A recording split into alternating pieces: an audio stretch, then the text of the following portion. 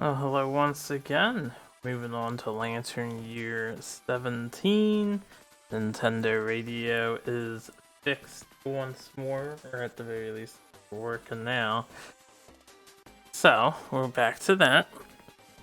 And this year gave me quite a bit of trouble. Internal debates trouble.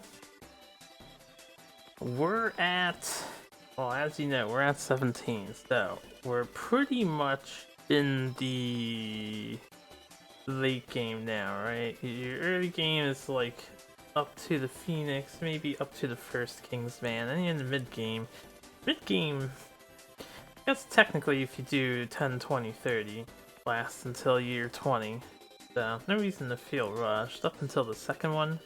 We're on like the end of the mid game. But it feels like the late game to me. This is where we want to really get stuff going, if possible. I don't think I can handle maybe the level 3 White Lion. Not too bad. But Antelope would run me dry. He's very tough, and we only have one way, which, you know, Red Charm build, while it works half the time. So, not efficient enough, and we are pulling it out for today. And then the counterweighted axe, as fun as it is, our guy, like let's just use this guy for example, we're only doing 5 strength. So we don't wound ever unless we get the perfect hits on 9 and 10s, and because I don't have reduced accuracy, I still hit on, you know, 6s. So 2 of my 4 desired results, or I guess 3, 6, 7, 8 of my desired results lead to me probably failing to wound, which means bad shit happens. And then while we do have access to charge currently, you know, you can't always set up a charge every turn, or if you want to set up a charge every single turn, you have to expend dash. So it's very survival heavy. And this person doesn't even have anything really going on at the moment. It's pure support. That's okay. So, with that in mind, I was looking at the legendary monster list because I do happen to have the Beast of Sorrow. And now is the time to farm resources, and the Beast of Sorrow should provide pretty much everything that we want. So, we're going after the Beast of Sorrow. I just wanted to say though, I feel like this is the point of the game a lot of people tend to lose their way. They don't know what to do or how to approach things. I mean, there is no clear and concise path, so I'm just going to explain my options right now. I've been thinking I would like to pick up the bow. The Phoenix Bow as one of our endgame items. Arc Bow is pretty good. Flamery. Arc Bow has a 9 strength value, and you can circumvent cumbersome in certain ways, although I probably won't be able to. You can also have its insane range go up to 8. You can have a person in the back who's pelting an enemy for 1 very good damage per turn at least. There are ways to usually boost this, and of course there's the hollow point arrow if you want to use it. Reducing monster movement is extremely good, and this is also only on a hit. You know, one of these days I want to try a all bow strat, because if you hit with 4 hollow point arrows with a high accuracy party, you can reduce most monsters' movement by half, and then you can outrun all of them and zone them really hard. This would be a fun idea. Maybe in the future we can go for that. But I'm thinking about this now. While I'm thinking about this arc bow, if we want to get it, we have to fight a Phoenix, right? So I can only muster a level 2 Phoenix. Take a look. Level 2 button broken. My button's broken. There we go. Alright, level 2 Phoenix, if we remember. I just want to look at the rewards. He only gives you 7 chances at it. Now, level 3 Phoenix would completely destroy us, more than likely. It's just too powerful. I would be solely reliant on good RNG with this guy and this guy, so we'd only have like 2 warriors, and we don't even have good armor setup. And that right there is the key thing. Armor setup. Since I've decided to go leather and focus on a tank, we can start working towards our final tanking gears. And for those things, we're going to need hide, which the White Lion provides, and we're going to need bone, which the White Lion provides. A lot of hide and a lot of bone, not as many organs. Now, I do need organs for stuff, but we're going to start setting up for 2 things we want, which is a blacksmith. We need 6 bone and 3 scrap that I'm willing to spend. This wishbone is reserved, so I only have 3 bones really. And then we want to focus on, well, we can't see it yet, let me hide this, making the best shield in the game. So basically we want to prepare ourselves for level 3 monsters. We have about a few years to do it. Now the Beast of Sorrow, if you can't fight this thing, I would recommend, if you're tryharding, grinding a level 2 Antelope. Level 2 Antelope is... Alright. A lot of people don't play Diabolical correctly. I mean, even I used to not play it correctly. Diabolical makes it awkward to farm, but it's still not... Like, his attack cards are not the worst, you just have to be able to survive trample. Prolonged farming is going to eventually run you out of survival unless you have really good rolls on like 2 rawhide sets, but two full rawhide sets, you can definitely try to farm the Antelope. You can even crit farm a level 1 Antelope so long as you manipulate the deck so it always heals and you never get rid of the heal card. It would take a really long time, but you can get the entire Antelope deck out. The only thing you're missing out on is a couple basic resources, but anyway, if you're not doing this, and the level 3 Antelope, I think if I had really good luck, we could kill it, but it is hard. Again, I'm pretty much relying on good luck with him. My charge can beat it, because the level 3 Antelope, it says here he has 12 toughness, but he actually has 16 toughness because he starts with his horns in play. And I'm not guaranteed to always get charges. I do have an idea. Strategy I will show off if we get lucky, so I do want to tackle the level 3 and pick up the Lance of Longinus, but we can still prepare defenses. Right now my main priority is finish the leather set and make the blacksmith. And we can farm the Beast of Sorrow for a few times. So that's what we're going to be doing, is Beast of Sorrow. Just get the White Lion here. We're going to start farming that boy, because we do have him. Let me turn the music down a smidge. We got some Slytherin combat. Alright, in the meantime, a couple things from the last video. As you know, I try to fix my mistakes, or at least point out the things I got incorrect, or did incorrectly. So, last time we need to give Draug 3 more insanity. At the end of the fight I was going a little hasty and I forgot he has crazed, so those perfect hits he got towards the end, I just need to add those on. He's actually at 14. And the second thing isn't really something I forgot to do, this is just how we're going to handle Hoarder. Because the text says and, you know, I talked about it for just a minute. But I'm going to play this as raw. I looked this card up and nobody has an FAQ on it. It's not on the official FAQ. I did not see it discussed anywhere. So either I'm an idiot, which is, you know, maybe not an idiot, but maybe I am having a hard time interpreting this and everyone else isn't. You know, maybe it's really obvious, but I think Raw says when we're returning Survivor, we archive 1 resource gained and gain 1 courage, but it does not say you have to archive 1 resource gained to gain the courage, you know?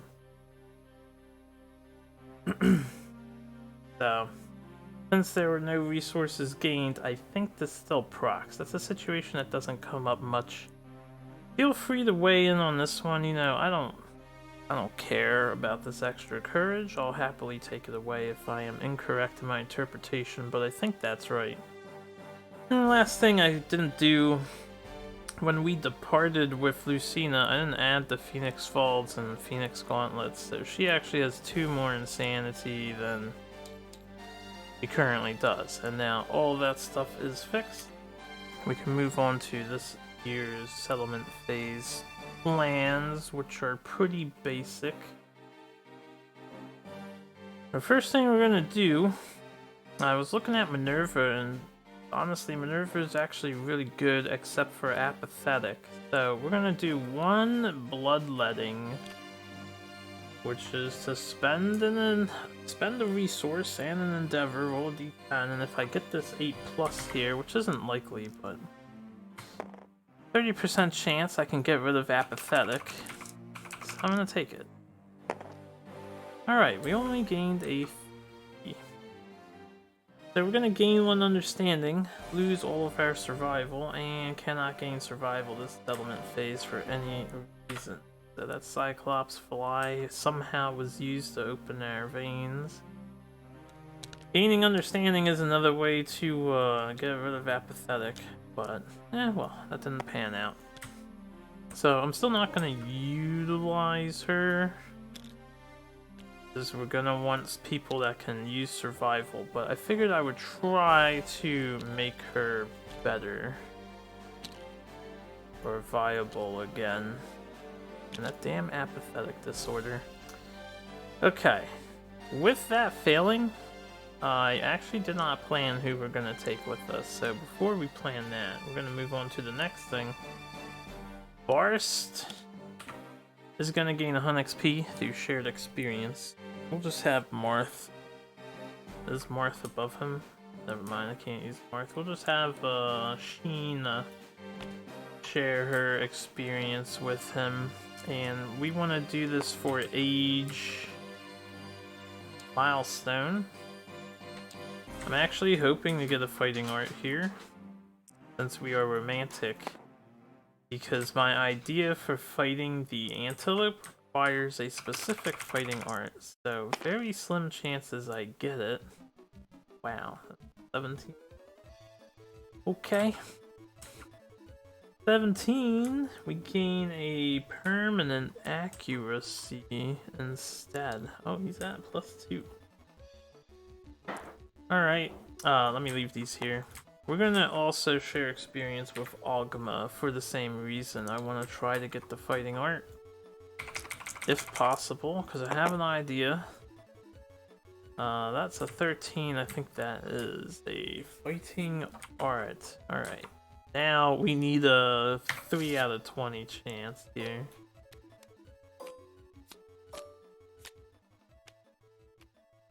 And I'll find out. Alright, I did not get it. The odds were against me. We're looking for Tumble. Tumble is one way to deal with Diabolical. Not a great way, but it's definitely a way. Let's see.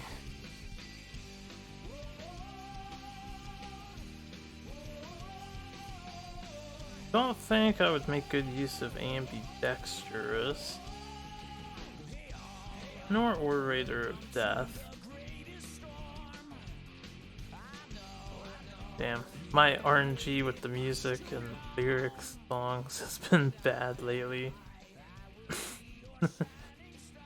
Alright, extra sense. I think we'll go with the extra sense, that we can dodge twice per round. You can delete it. Ogma finally has a skill. And then we get weapon proficiencies on these guys, so I will just give him shield as he has a shield, and I'll just give Forrest. We're gonna change his fist and tooth that he had from whenever we made him. Dagger. Maybe he can become a backup dagger user. He does have the higher accuracy, which means we can get more hits in with his high speed. That's pretty good. Just need to get speed somehow. Not sure what an efficient way of farming speed is in the game. I'd have to do my research, but I'm not too concerned about trying to do that. Alright, so that was those things. The last two endeavors, we're actually going to make use of our pottery. So we're going to ret this herb to make a hide basic resource. We're going to need to stockpile on some hide, and we're going to ret this or ferment this pustules that I don't need to make a love juice. There's going to be a point where I'm going to want to make as many kits as I can in the future. So we're going to need as much love juice as we can. I'm also made a hide, so let me get a hide out of here. Then we can put that back, because I'm about to start the next hunt, so it doesn't matter if it's in the deck or not. Alright, so we have 2 love juice, 2 more acanthus. And I don't think I'm doing anything with this. Now I need someone to go on a hunt with me. Doesn't overly matter who. I suppose someone who has Tinker would be preferred.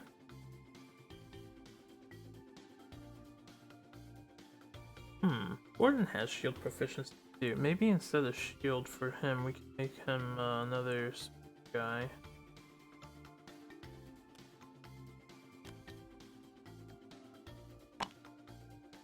Maybe put Ogma over there. Take Gordon. I know Gordon's got the 2 broken legs. Who knows? Maybe I can fix those. 4 movement's fine if he's just doing support, and I would want him for the Tinker. Because right now, none of my kids have Tinker. None of the kids going out on this hunt have any understanding, really. I realized before, I was like, when Saga came up, Saga gives 2 understanding, so if you have Graves, you automatically get Tinker on every survivor you ever make, as long as they don't come from the hunt phase, which is actually really good. Because you know, Explore is Explore can be okay if you're focusing on investigating, like say you climb to the max of mineral gathering. But and Analyze is not really that great. With how the game flow works, Analyze, you get to see what's coming up ahead, but it's at the start of your act. Ideally, you're gonna win the monster, and then you know that card is gone anyway.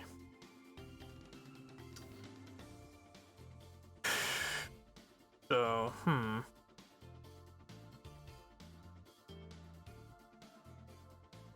Jerome. I could try to make Jerome a Spearmaster, actually, and just take him. He has Legend Caller, too. Maybe I should get a new mask. I'm gonna need a junk item in his inventory if I do that.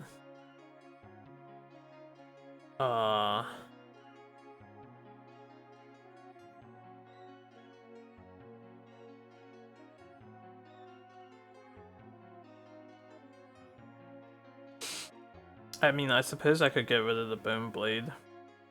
Even though it's gonna ruin the red affinity, so I'll be down 1 evasion. I don't think I'm gonna need it against the White Lion. Maybe.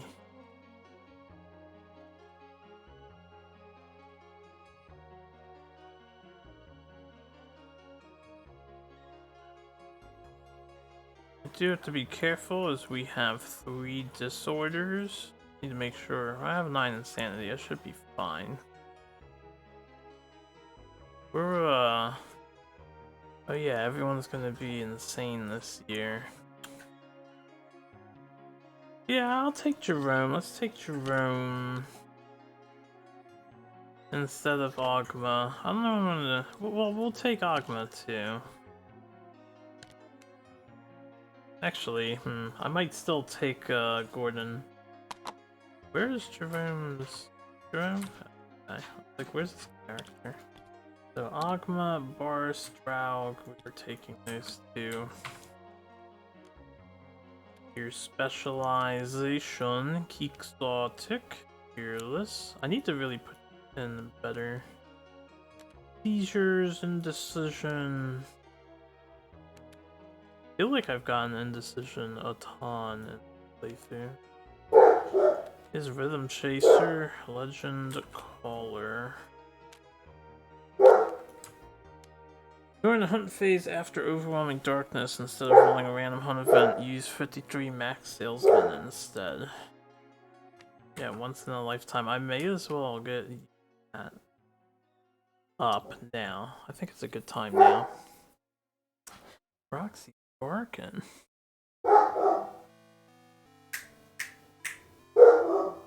She won't listen to me. She's too concerned with what's downstairs. But she won't go downstairs to, like, investigate. Alright. Do I take Gordon instead? Just because he has Tinker.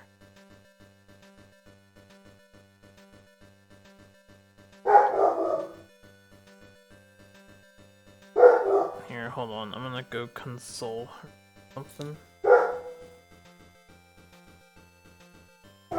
I will be back.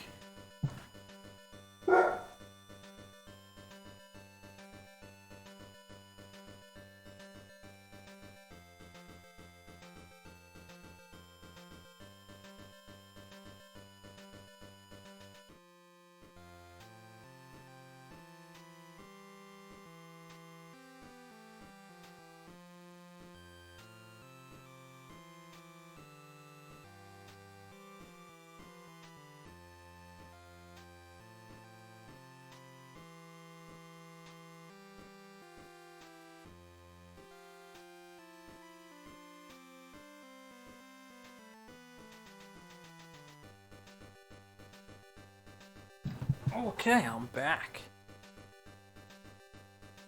We got her lunch. Hopefully she relaxes. So what was I doing? Oh yes. I think I can either take Ogma to just develop Ogma.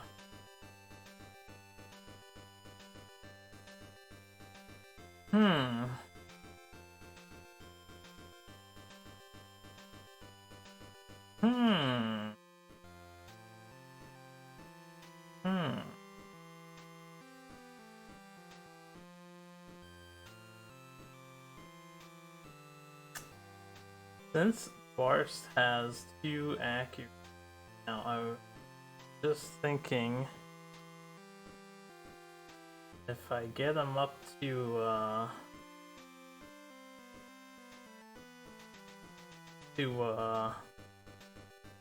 Piston Tooth Master, get 2 more accurate.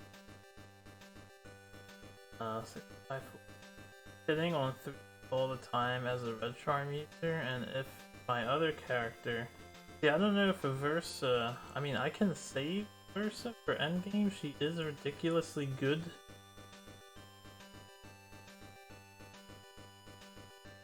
But if she hits Dagger Master, then Barst will have Dagger Specialization. I don't think Dagger Mastery is a big deal.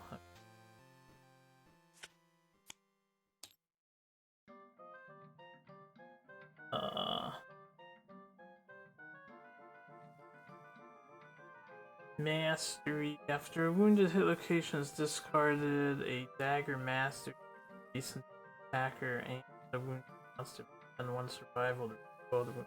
Oh no, Dagger Master.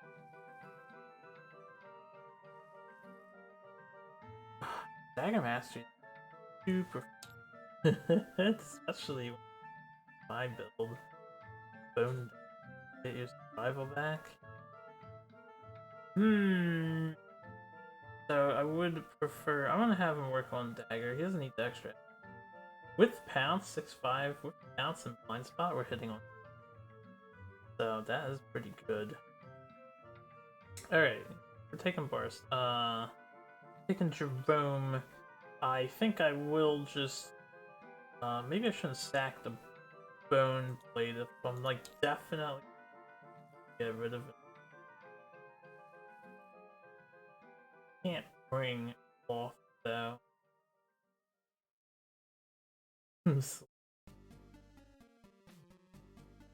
I can always make another Bone Blade for one bone if I like really need the red facing left for some reason. Although I should make Bone Darts. So yeah, I think I will sack item. Yeah, we'll do that. So Ogma. 1 second. Become. Oh, turn it down to great. Fine. Ogma. Depending on how well this hunt goes, most of my endeavors at least spend one on the blacksmith. I really guarantee. Right? Have. So if I have 6, since it's a preparation, here we won't make the kids yet, but we'll make the kids the year after. Yeah, once they're back, we can just do like another Zora maybe for a screen loop. I think. So I'm just gonna take Ogma. I don't really ever. Is there any? Hold on, before I bring him, anyone else like close to mastering something? It's been one of my weakest aspects. I haven't focused on what he is. I have not focused on Nightmare much, so maybe this year if I have a lot of leftover survival. Do get survival back? I think this is the party then. Alright, Ogma, Jerome, Draug, and Boris. Guys. Let's get them over here. I will set up.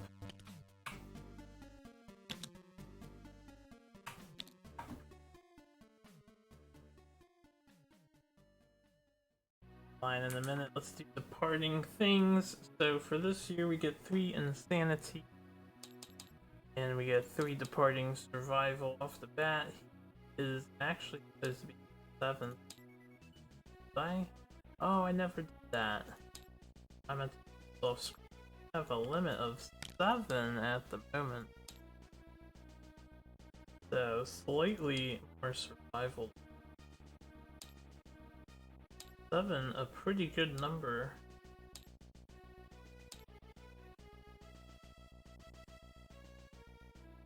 Seven. 7, 7, 7, 7, 7. We're at 7. Okay. Most excellent. Alright, so yeah, 3, 3, 4, 5 on survival. We have 1 token for that. Our bone have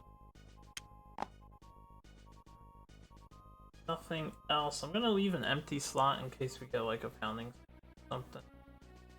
Carrying the bones pickle as well. Jerome here, we get 3 for departing, we get 3 for the thing, we get 2 more for our folds and gauntlets. Start a showdown if don't think.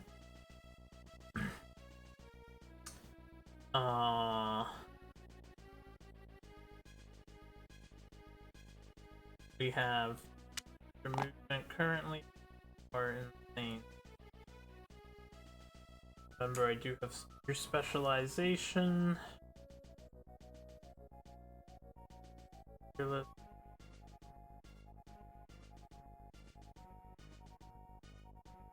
Oh shit, does Fearless just happen all the time? So when I got that insanity from this, I think he's at max survival now. That card raw. Seizures Quixotic, we are insane when we gain 1 survival and a +1 strength token. Hey, decisive any member. Sans Rhythm Chasers on a of the Kings.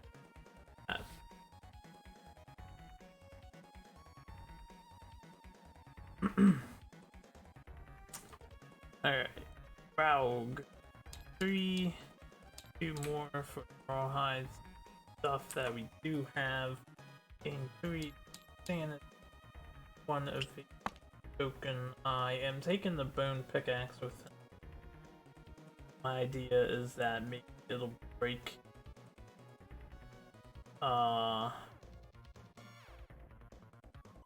You don't have. You had the Hoarder. Hoarder is fine. One way to people. So yeah, we're keeping the counterweighted axe benefits. Their priority carrying whip just so we have a whip person. Although, if the bone pickaxe does go deep, I am willing to dig for it. So actually, let's put the whip.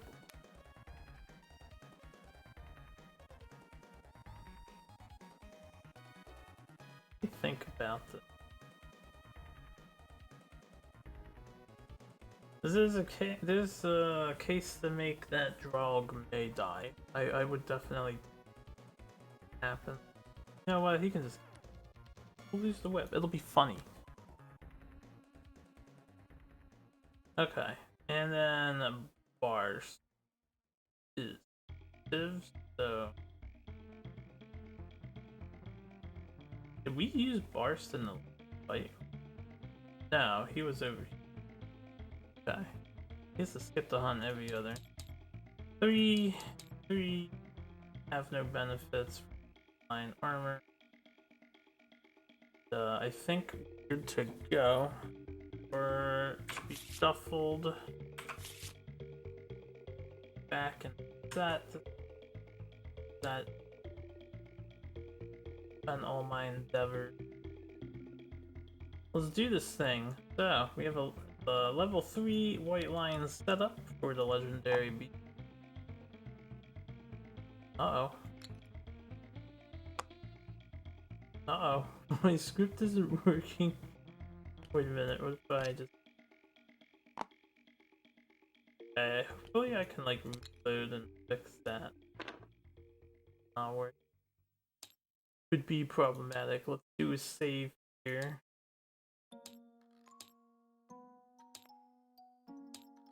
And let's load. Save. Shouldn't take too long. Have a pretty good.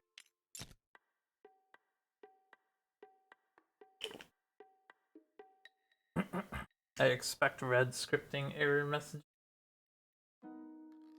Okay, those are just the 3 object collision problems.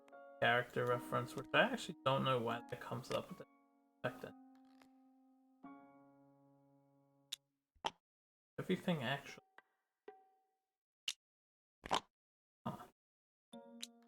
Making sure. It looks like our arm. Try this again. Okay. Well, that is annoying. I will do this manually if I have to. Can I just feel like level?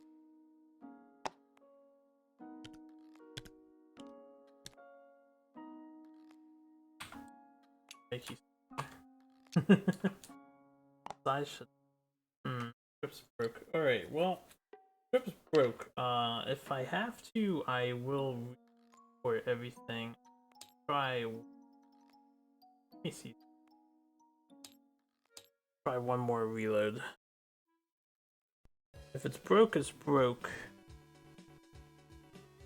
Is never in the script inventory. Good. Let's reload our save. Do, do, do, do, do, do.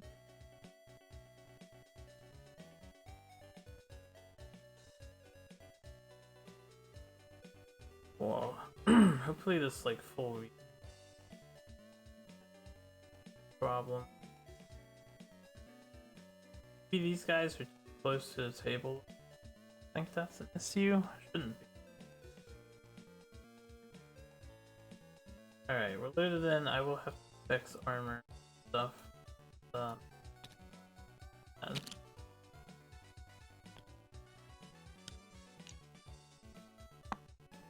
alright, so it's just flat out not working. Let's just do this manual cache.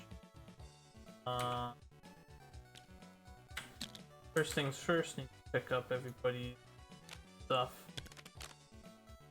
for this correctly.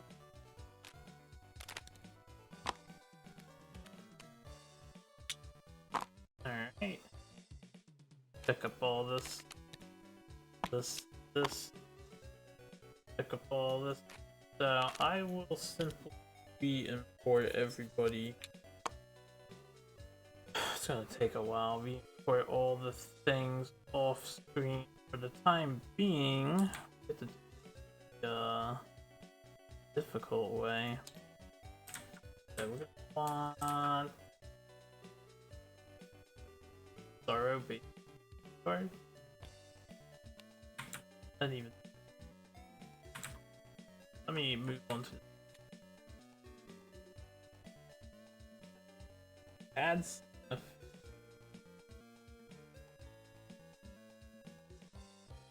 Wait, does the Vista Sorrow? Is this custom? It doesn't have sad sniff. I don't even remember that. What?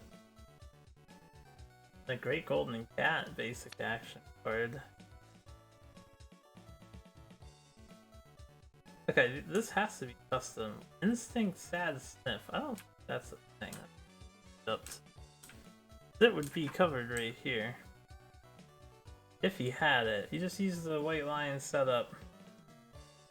And get the White Lion victory. Yeah, I don't know. I'll have to, how do I confirm or deny? You know, I have the PDF. Hold on, let me look at the... I don't know where I would go in the PDF to, like, confirm that. I actually did preemptively open the Legendary Beat page just to make sure it is all the same. Which it is. Get the showdown set up for the lion. White Lion.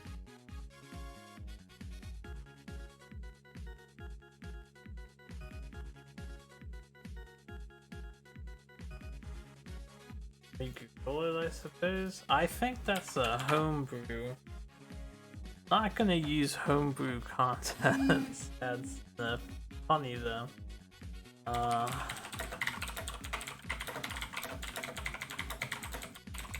just gonna Google it exactly. Beast of Sorrow, sad.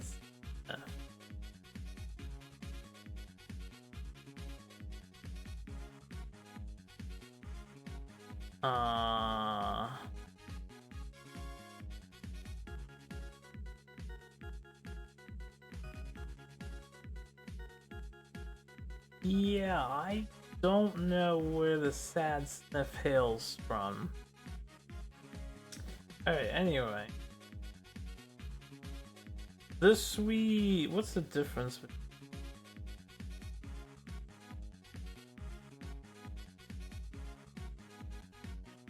There is no difference between them. It's just flavor text. Oh, they confused the crap out of me. Yeah, it's the same thing. They gain a +1 accuracy token. Alright, whatever. We can play with sad sniff. I don't know. I should have paid attention to the text. I was just like, play sad sniff. Anyway, what we want to do is copy this and put the rest of the crap back.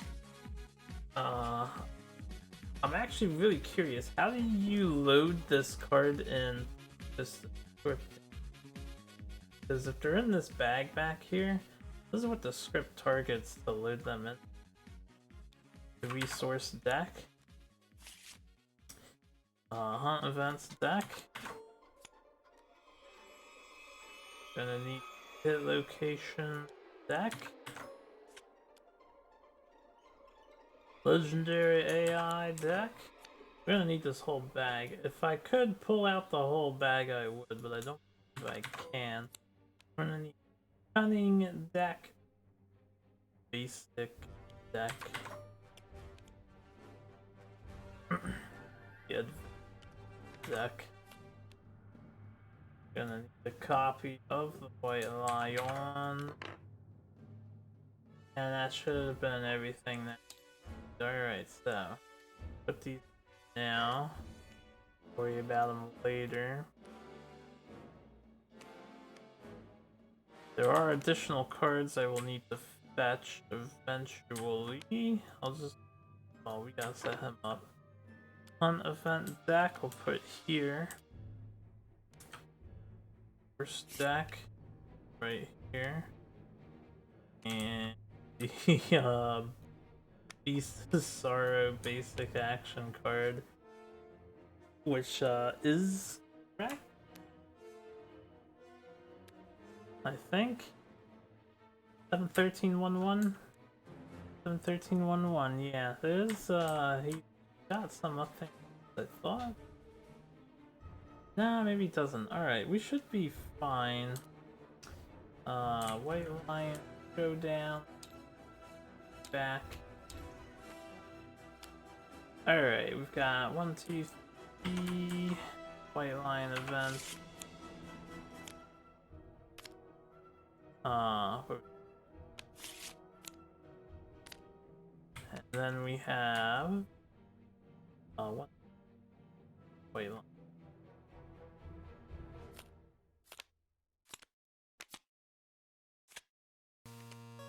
The level 3 White Lion starts second to last tile, so there's a chance we will face starvation here. We are set up like so. And I believe we're good to go. Hopefully the rest of the scripts that I make will work, and then yeah, I'll just port everything over in a new file to fix the scripts. Really don't know why they're busted.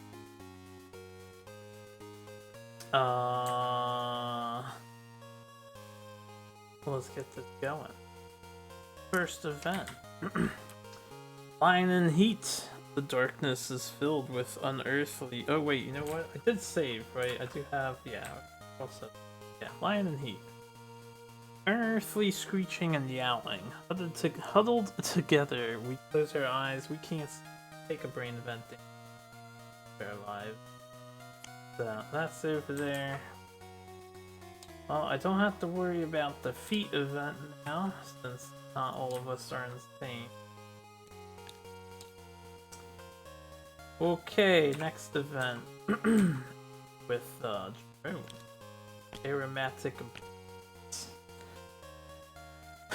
Move the White Lion one space toward us on the hunt board and roll random. So he smelled us, got closer. Get a random honey. Random hunt, we have a 12. Alright, Destiny Bound. Survivors collectively feel a heightened level of anticipation. Your goal is close at hand. The event revealer gains +1 courage. Skip the next hunt space. If it starts to go down, push arrow quarry.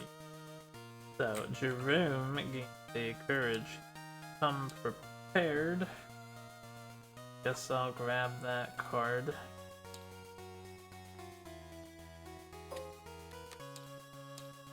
Alright, Jerome is prepared now. Let me put this. I'll leave it off to the side since we're overflowing on stuff. Right, and I roll a die for Hunt Phase Epiphany. Or Triumph. Hunt Phase Triumph. Yeah, Phase 7. Gain 1 understanding. The old Wombo combo. We're actually maxed understanding. That's why we have Fearless. We gain nothing for that. Next, random event Draug. The honors Draug. The 41. A nightmare. The event revealer dreams of the upcoming hunt. The great vanishes during their battle and secretly follows them back to the settlement. They helplessly watch as it devours all they know and love. Event revealer gains +1 to 10 insanity and a -1 evasion token. If we had a savior, then the savior would appear in the defend the home. We don't have that. If no survivor in the settlement or hunting party has a Twilight Sword, the event revealer envisions a maniacal version of themselves wielding the blade and slaughtering the people. Oh fuck. They awake to find the Twilight Sword at their side, humming gently against their body. Instinctively, the survivor recognizes the weapon's curse and the promise of its power. The event revealer gains the Twilight Sword rare gear. They may also select Twilight Sword as their weapon proficiency type and plus weapon proficiency of the weapon. Wrong! My axe users are constantly getting fucked. Alright, I don't have to change the weapon proficiency type, but... Oh yeah, right, I forgot, hold on. So, we don't have a pickaxe anymore, but I forgot to put these down. Put them both down where I used right in front of the spot. I knew I forgot something else with all this loading bits. So... Let's do one thing at a time. Gain 1d10 of insanity, a -1 of token. A little shooketh. A little bit shooketh. I have 22 insanity. -1 evasion. With these things, now we get the damn Twilight Sword again, and I have to place something. Fuck. That means Draug is gonna get fought from, you know who, every 4 years. So, I don't know if getting him the Axe Master is too viable. He's likely to die. Having a +0. I wanted to mine for ore.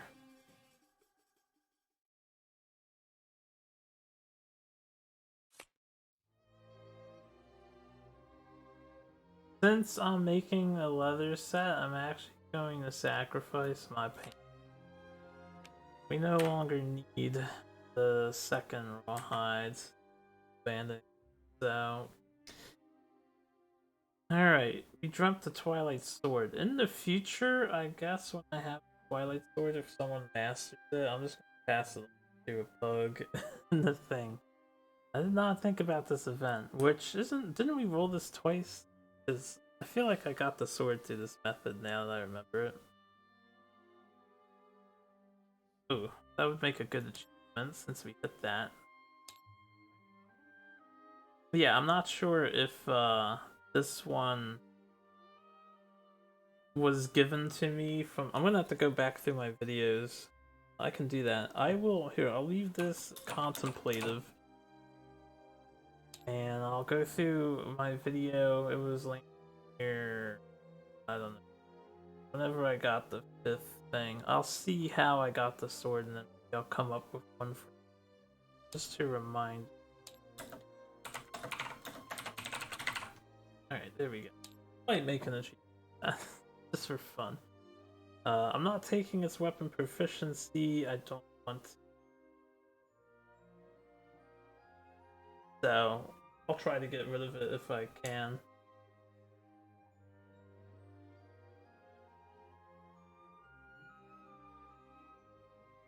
I need to reread the cursed rule.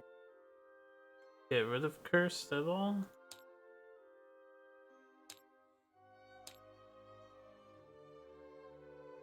Curse. Gear cannot be removed from the gear grid for any unless I die. Alright, fine. Be that as it may. Yeah, let's go up here. Barst with the next random hunt event. We have a 61. Alright, Frozen Lightning. Ugh. Storm sweeps over the survivors with deep purple lightning flashes overhead. Bolts freeze and then strike and rain down on the survivors with jagged, glowing spikes. Everyone rolls 1d10. Lowest scoring survivor becomes a straggler. Great. Let's see. Who straggles left or right? How we do on this channel. Oh boy. Alright, so first we have a 3. He's probably the straggler because the second 3 is prepared, so he's actually over 10. 10. They're tied.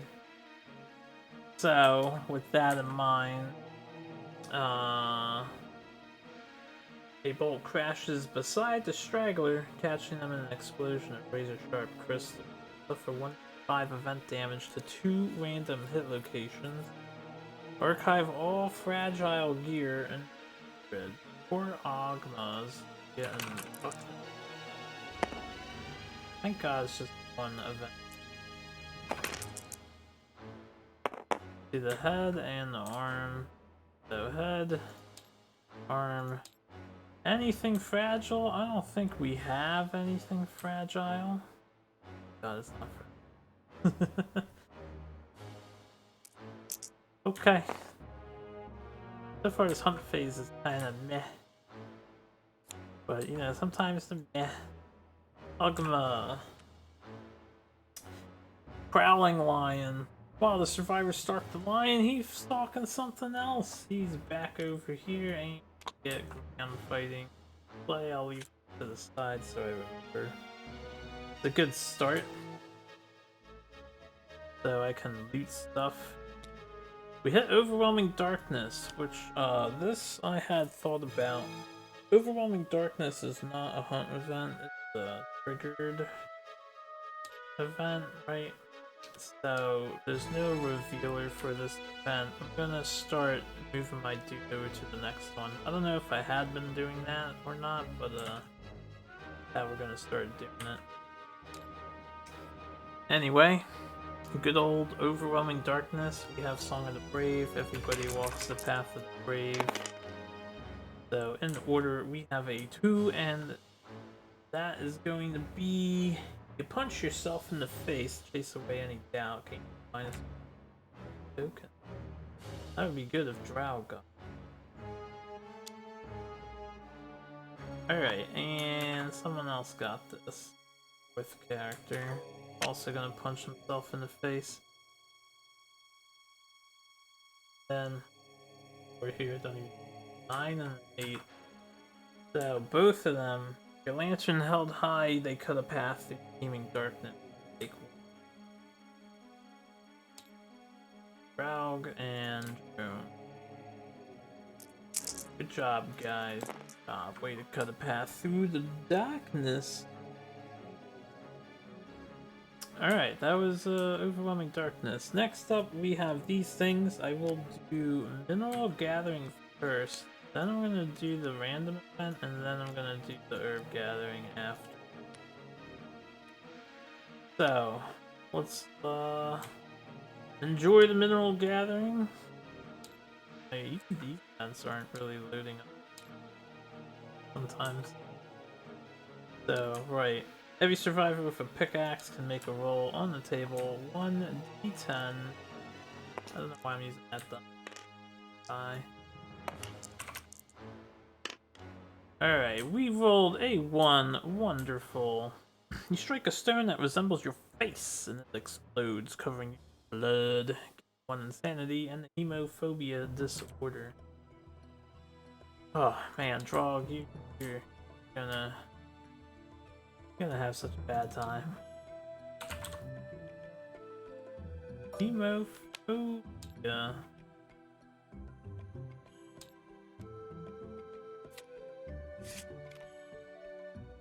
So, we get knocked down anytime someone gains a token. That sucks, didn't get a mineral. Or even a broken lantern. But what can you do? That was our mineral gathering attempt. That will be a random hunt event featuring Jerome. 22. All of the 11 divisible numbers suck.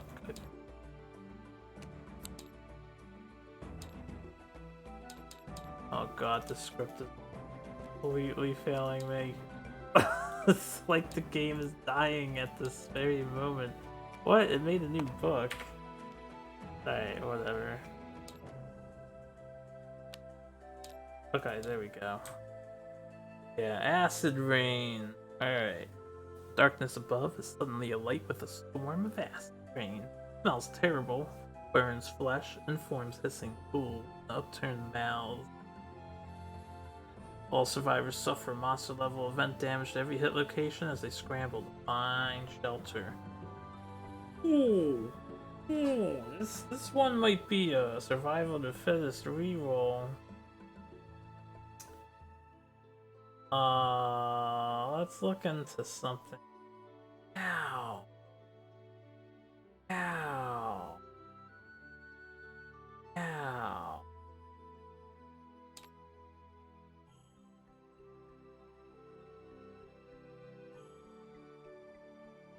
Legendary monsters, I believe, count as 4. Yeah, they're level 4 monsters, but this guy's level 5. That is 4 damage to every hit location.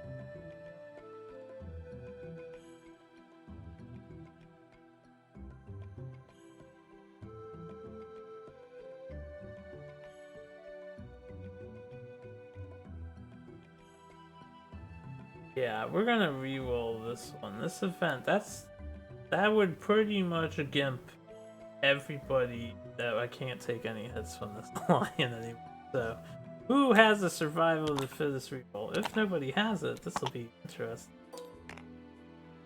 Jerome, you're using yours up. Fuck Acid Storm 22. Disgusting endgame hunt event. Would be a shame if we were unable to do this as you know what population? Love thy children. I forget. Was it protect the young? Anyway, we can only reroll one of these, not both. So we'll reroll the first. Alright, it's an 82 set. We avoided the acid rain and instead have found some consuming grass. Alright, vibrant green grass grows in patches ahead of the survivors. Closer inspection of the delicate leaf reveals they are as sharp as a blade. Each survivor rolls 1d10. Lowest scoring survivor, or survivors in case of ties, becomes a straggler. The survivors carefully pick their way past the verdant hazards. The straggler stumbles into the brush. They roll 1d10. Alright, so we need a straggler parameter. Much rather have one person die right now than the whole team be put in jeopardy. So a 10, a 9, a 6, that's actually the highest number. What is it? 5, 6, 7, 8, 9. So that's a 19, 15, 10, 9, and 9. So the 9s are tied.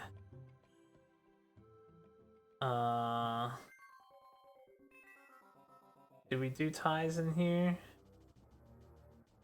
No, in case of ties, we have 2 stragglers. And they both roll 1d10. If anyone has a whip, a hasty tether is made. They get +4 to the result. Alright. So, 9 boy and 9 boy here. Only Jerome didn't become prepared. Alright, we have a 5 and a 6. So what are we looking at? You fall but manage to interpose something between the grass and your bare skin. Either archive 1 gear of your choice from your gear to protect yourself, or treat this result as if you rolled a 1. Oh god, sucks. Land in the grass patch, climb your feet, you realize it's too late. Parts of your body that touch the ground have sprouted with sharp blades of grass. Attempt to remove them only spreads them further over your body. Showdown, you are never a threat. Ignore any effect that would make you a threat, even a weight line. At the end of the showdown, your body blossoms into a whirl of immaculate green grass dead. Choices. Interesting choices.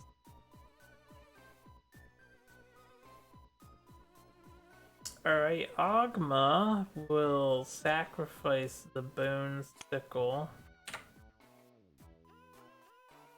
Can always make more of those. And he'll be protected.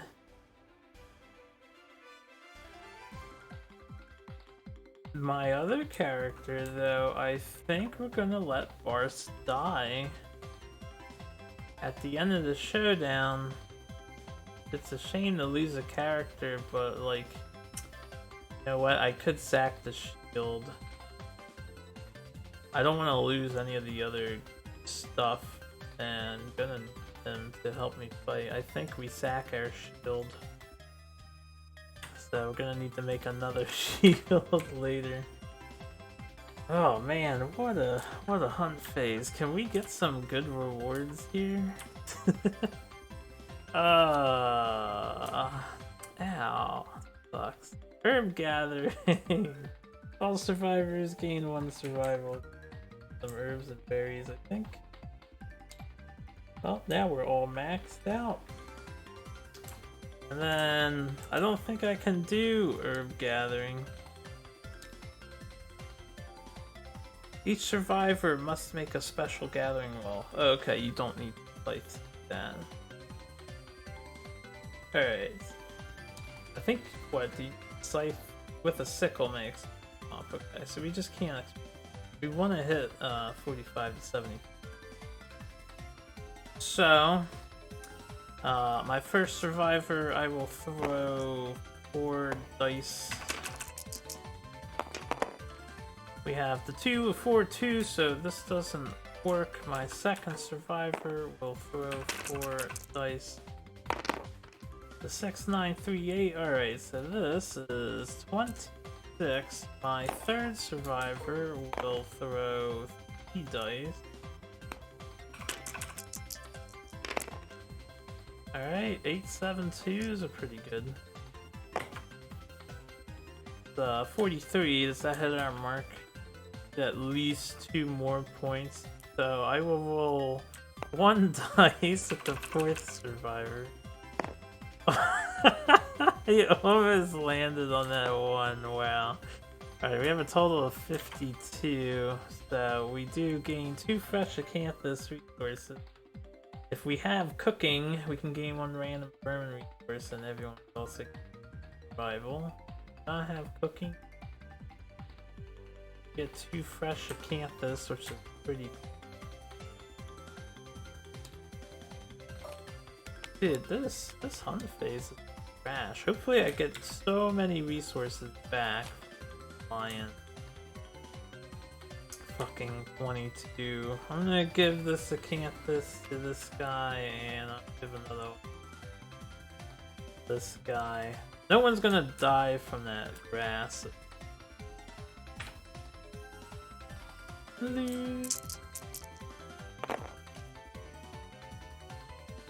Okay, and then we're done with that. So, moving on, Raug. Marked territory. Roll random hunt event, basically. We already have Ammonia. I didn't get any of the courage events. Also, this is another bad hunt event.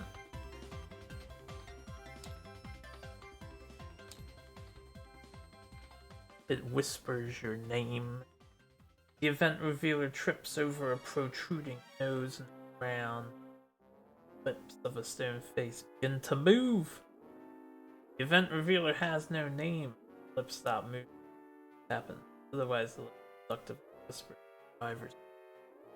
He is insane. He is drawn in. Savagely kissing the face. Pulsed in outrage. The other survivors suffer one brain event damage before pulling him from the ground. If he is not insane, he would get one understanding. And if anyone had marrow hunger,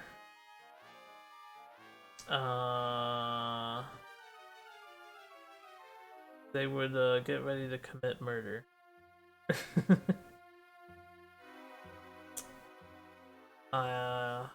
Thinking real quick. So this is Drog. Poor Drog having a bad day. He's super insane. So we're gonna pull him away. Suffer some brain damage. I guess this one's not that bad. No one has marrow hunger. So, moving on, one final hunt event before the Ravis comes to a close. The Sea of Golden Grass. I can get 2 more hunt events, otherwise we all gain 1 courage and roll on the table.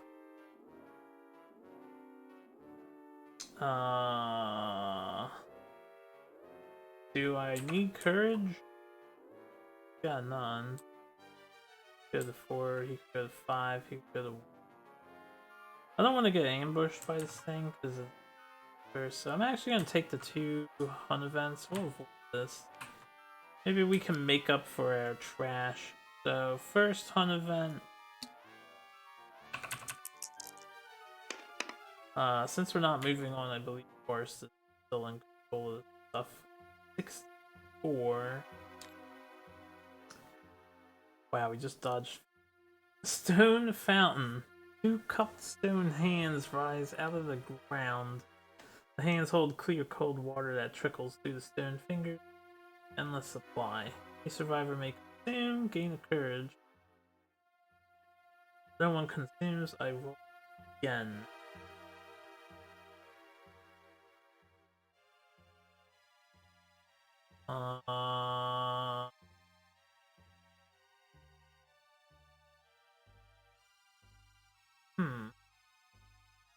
Why don't we roll again? I just want to get a better hunt event. I know I'm risking first hunt events, but let's take the risk. We're gonna not consume from the town. I don't really care about courage. I just got fucking again. It's the grass, isn't it? Oh. Very well. Back to the grass. This is so fucked up. Okay, well, the 1 plus 9, so he's actually a 10, 10, 8, 7. So fucking Forrest is a straggler again. He needs to roll high here. We get a plus 4 for the whip. Alright, we do have a 12. Stop your fall before it's too late. Alright, thank you, whip. Man. So that was the first hunt event. Now for the second hunt event of grass. 29. We get some gold. The Dark Blacks. I forgot to use Legend Caller. Well, we're doing this now. I guess I'll use Legend Caller next time. Survivors cross paths with a tall, unnaturally thin man in a hooded robe where his feet strike the ground, sparks the path. Each survivor with 3 plus courage may give him 1 piece of gear from the and roll on the table. They have the honorable order at plus.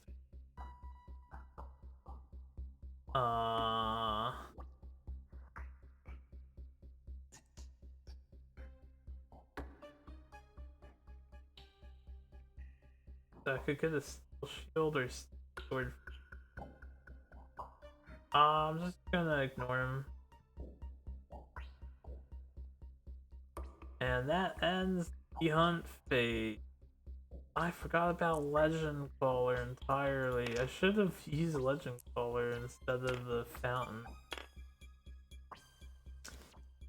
Man, this hunt phase had so good happenings. Alright, so I need to set this stuff up. We did clone this deck in, but I need to reload the whole thing. Get ground fighting. I'll just put this aside here. Don't these.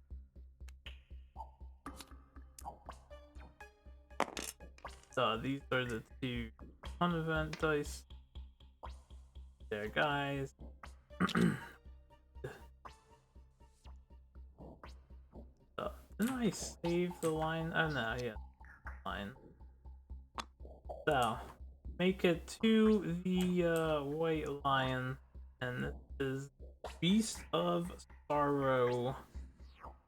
So first things first, let's do the easy stuff. 10 basic cards,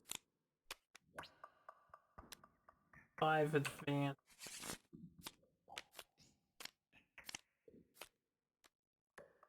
and 1 legendary.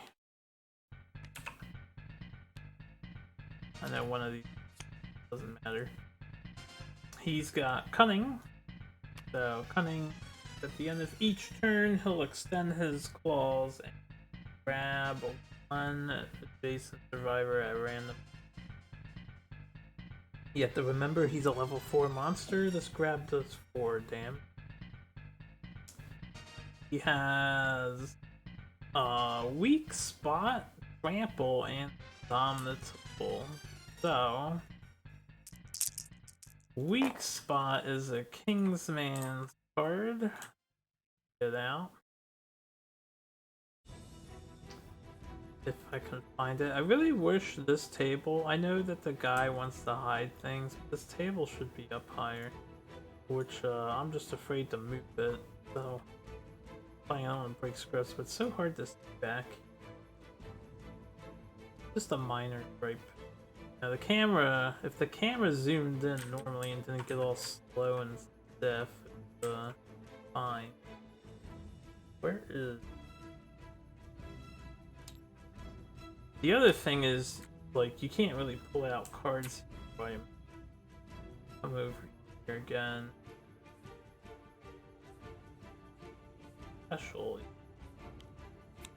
Just copy the deck and put this back. Weak Spot. We can delete. So the White Lion has a weak spot of -4 toughness in his back because he of sorrow. The sad. Still kill me. The other thing he does is he tramples. Big line. A slow kill. So just like with his grab for damage, guy does 4 damage trample attacks. A huge. If he runs anybody over, so you don't want to get run over by him.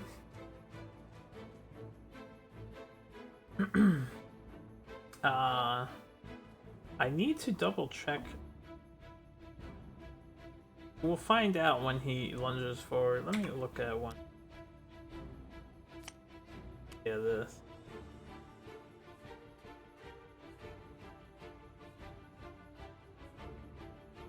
I don't know if, like, when he does this stuff, if you suffer collision and grab, or if you just suffer grab. I think he just suffered grab, but I wouldn't be surprised if it was supposed to be collision and grab. It's actually something I never thought of before. Anyway, that's shuffled. This is shuffled. Now, the last card we need is Indomitable. Those are in this bag here called Expansion Irregularity. I don't know why, but they are here. So, Indomitable. Whenever he attacks or is attacks, it stands at the end of that attack. Which, I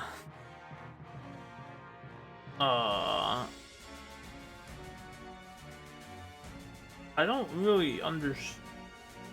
The point is, he always stands up. Right, you can't beat him being knocked down, but the way it's worded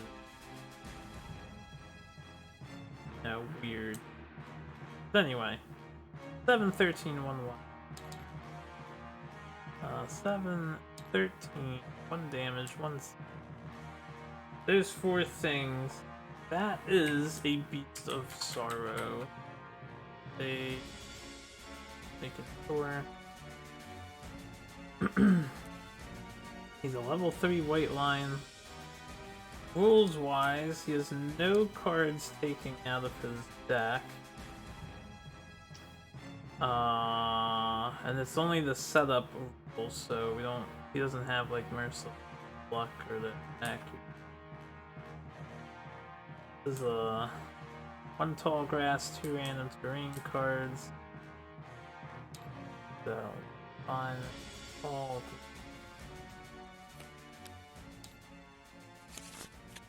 Have Canthus and Debris. Set that stuff up. I think that about covers it. The Beast of Sorrow here. So, get the terrain.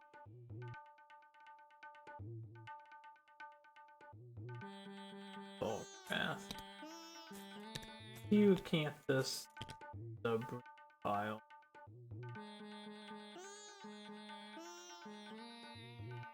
Repile. Look. I have a spare song. I have a couple spare songs. There it is. Ugh. I was like not sure what I'm looking for. Okay, I'm gonna do my classic setup facing downwards. So 1, 4, 5, 6, 6. Grass garden, because we don't know who he ends up attacking. So he attacks the person in front. 5, 6. 6. This grass right. The leaf doorway. Actually, I can move it closer, right? 6. 5. Put it. Have them lined up. Block these Acanthus 6 spaces away from all other Acanthus. So I'll just these next to the grass in case I have a turn. Debris. Into any board edge, we'll just leave all this stuff nearby. That's like... Alright. Support Ogma. Here. He hides in that grass pretty well. Jerome can be here. Jerome is our main charger with the spear. Drog here and Forest here. So, with this in mind, oh yeah, I forgot about that. White Lion starts with fighting. Luckily, guy decks. I forgot he starts with ground fighting. This is good. I can get rid of. Anything else? Arrival bonuses. So on arrival, what happens for me? Arrival. I've got Rhythm Tracer, though I do have heavy. No, I do have heavy here. So yes, we get Rhythm Tracer. I actually have full affinity bonus because I forgot the Mask Maker, so we get some as well because we are insane.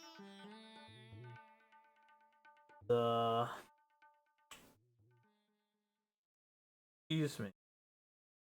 That is all that. This guy is all set up. Song of the Brave. I can get rid of this. I can get rid of this. Song of the Brave. Song of the Brave. Tommy up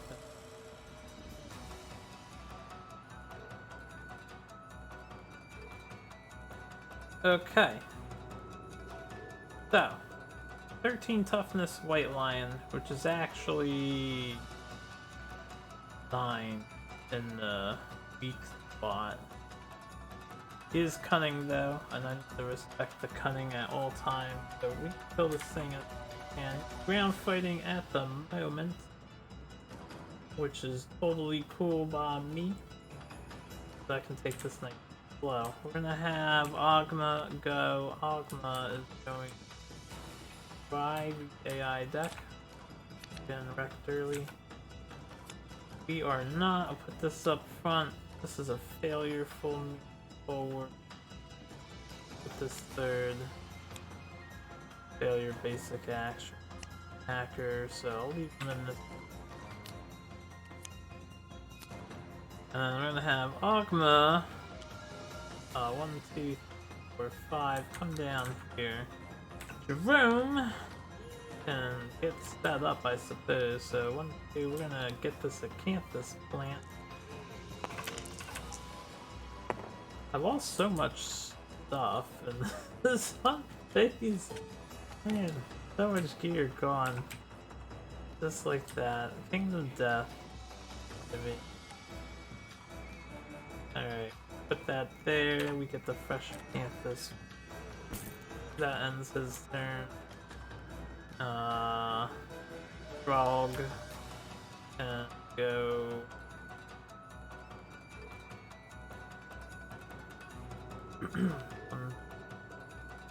Four. Go over here. And then Boris will get this fresh Acanthus. Hey, well, I'm coming out with 4 more Acanthus, which is the maximum limit. Whether or not I end up using those to heal, we shall wait and. Okay.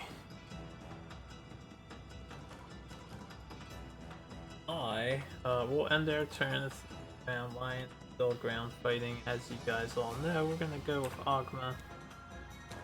Go 1. We'll, what does the debris give? Yeah, I may as well. I'm looking at the debris pile. I want a basic resource. I did get a 6, so I do find a random basic. That's exactly what we want. Monster Bone. We'll do this nicely. Get rid of this debris pile. Put that there. Next thing we're gonna do is get Jerome. 5, 6, 7 over here. And then Boris. 4, 5, 6 over here. Everyone else will stay put. The next thing I will do, then turn, Lion skips his turn, Ogma can scry the AI deck. Maw. Maw is actually a good card, but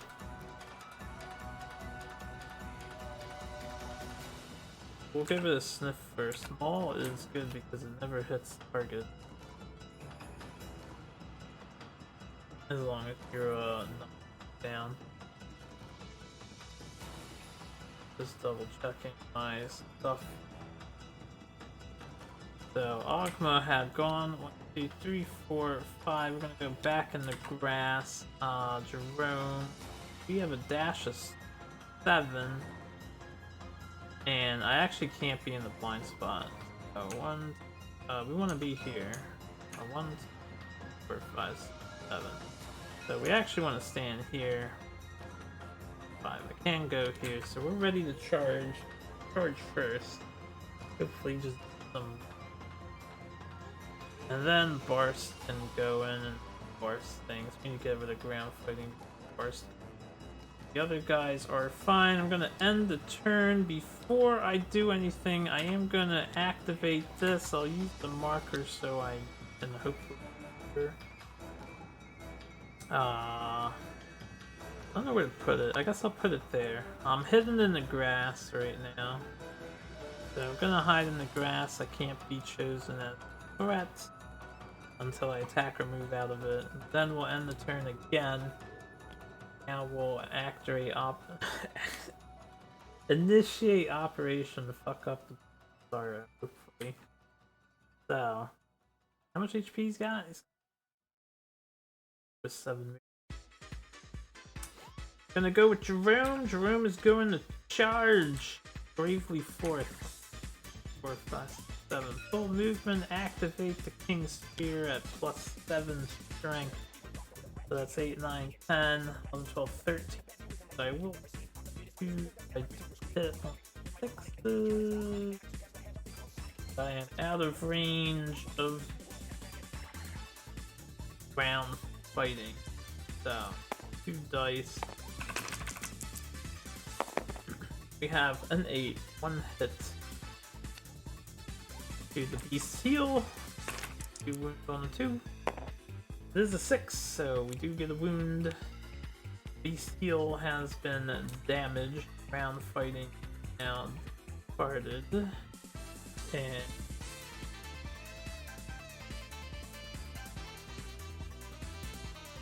must make sure everything take care of time.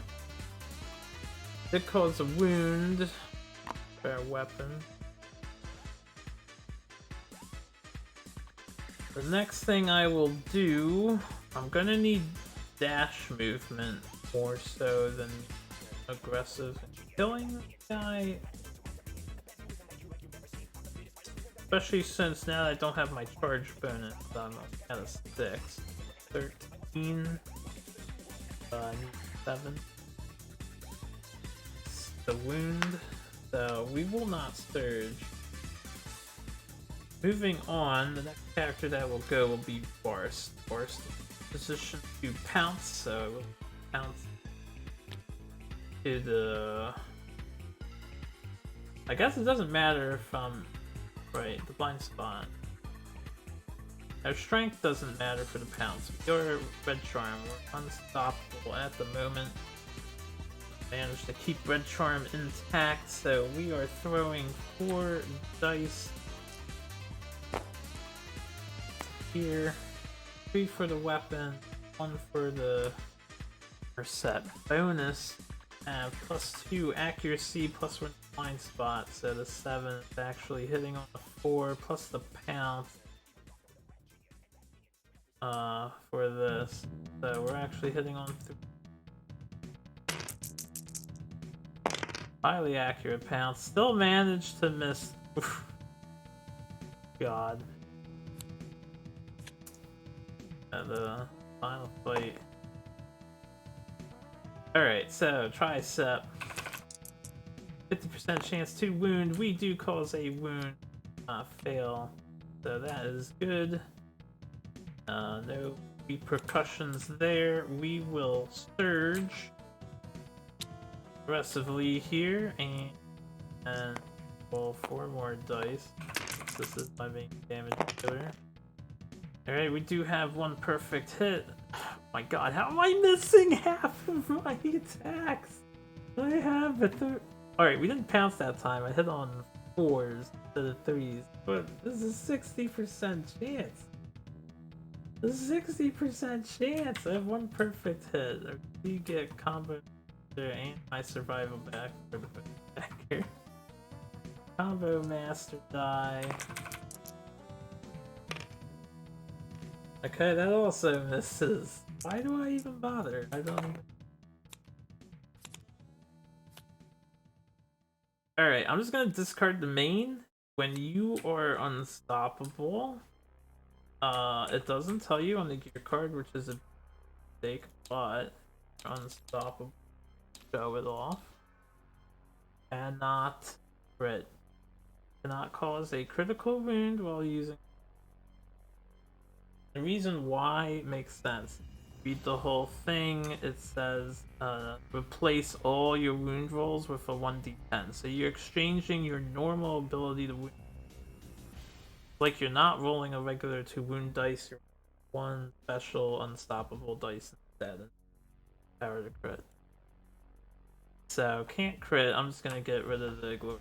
But for the other location, do cause a wound. We did not fail, so not lunge forward. And then at the end of the monster turn, we don't have to worry about dashing. That was my move for bars. Throg is gonna be next. Throg will just attack with the counter with Dax. Have like 0 odds. Maybe I should get into the blind spot now.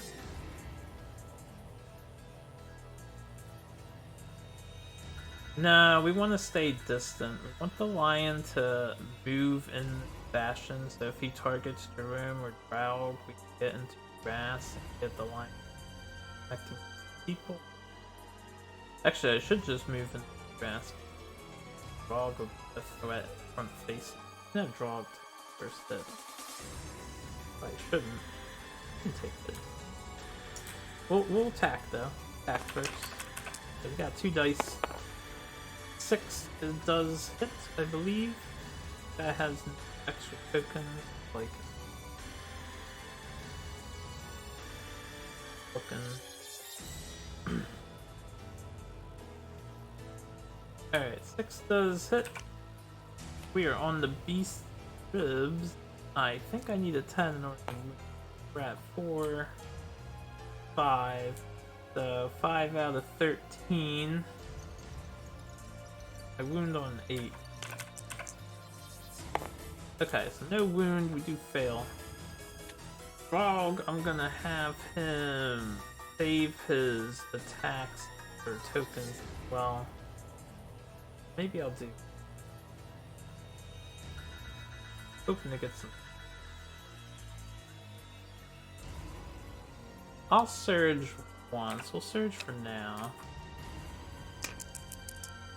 Do another attack. Alright, 2 and 3, so we mess with the third. Then I'm gonna have Draug move into the grass here.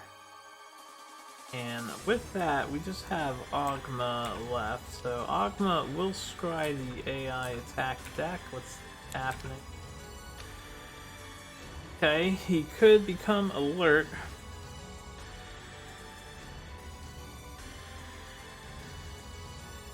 If he becomes alert, that's gonna automatically hit somebody because I have to get out of the way of cunning with a dash.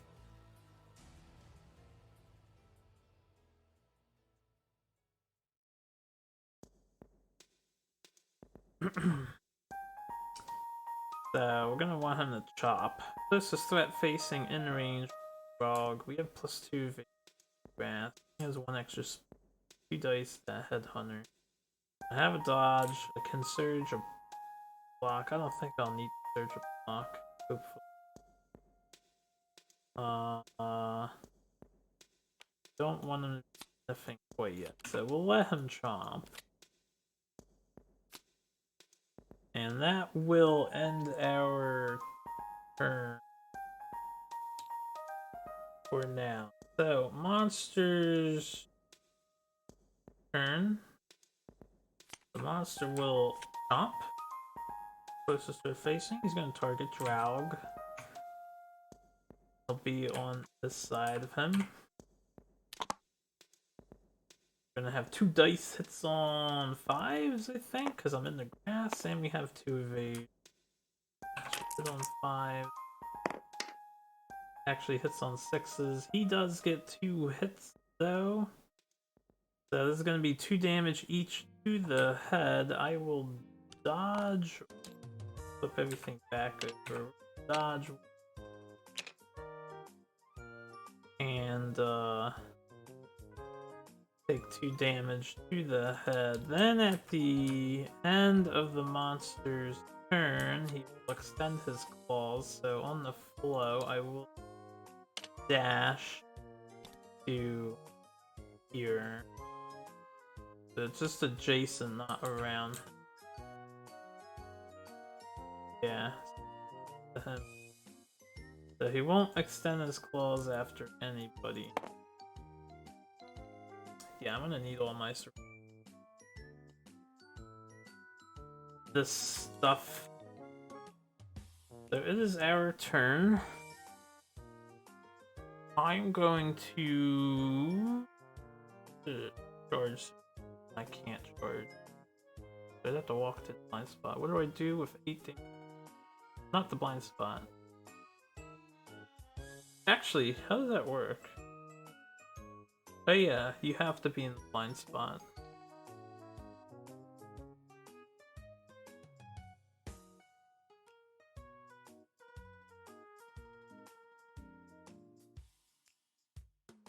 Try to set up a charge while I use the drog to block instead.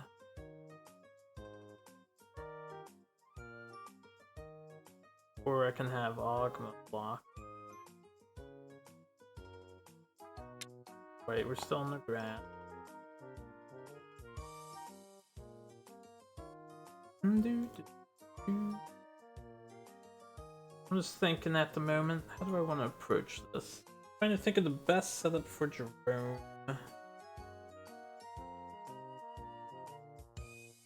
If I attack from here, and the lion has to turn facing away from Draug, he would actually run up and threaten to hit Bars, giving the monster advantage. So we're gonna want Bars to go first, I suppose. It's all the way over here. Set up. So Bars, he's their main damage dealer, and the carry us to this 5. Get into the blind spot. And swing at the lion. This is going to hit on 4s again. How this works. We have a 5. We have a 9. How am I still missing 50% of my fucking attacks? I don't understand. Straining neck. I cannot crit, so no guarantee of killing this guy with Bars. Let's do the straining neck first, though. We do successfully wound the straining neck. Fleshy gut now. We do successfully wound, so our red charm is coming at the moment. I will surge and will swing again, expecting like I should be averaging. Why are there so many ones? We have a perfect hit, so I will my survival. Will combo mass. I know I'm bound to hit the trap at this point. Okay, so that's 1, 2, 3, 4 hits. Yeah, that's what I'm talking about. No trap, no wing, no wing. Correct this line. Alright, there's a clever boy. Okay, it's bound to happen. So, we're doomed. We are getting a basic action, not a big deal. And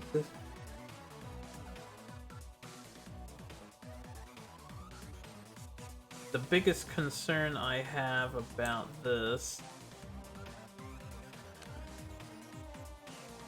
is simply anyone else that attacks him now might chase him off. Well, if it's away from the attacker, or it just depends. Anyway, the lion is actually throwing dice. He's rolling high. You know how it is in Kingdom Death? Monster lands high while your guys land low. The game just knows. So I am taking 2 damage. 3 different locations. Pretty huge. Pretty hugely bad. That's the waist and the arm. So 4 to the waist. and 2 to the arms. I do have some fresh acanthus, so we do have emergency repairs. They were still in good shape generally. Get shuffled in. Alright, so there was our dude, Bars. I'm not gonna dash from him with him yet. He can take next hit as well if it happens. I will have Drog stay in the grass and attack White Lion if I do chase the White Lion off here. Let me look at survival opportunity.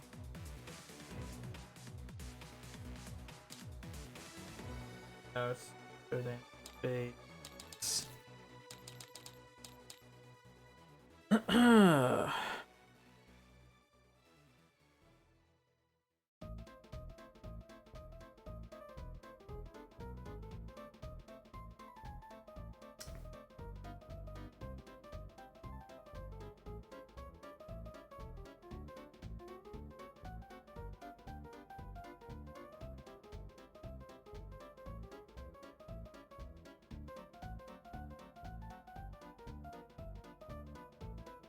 What is at specific points during survivor attacks?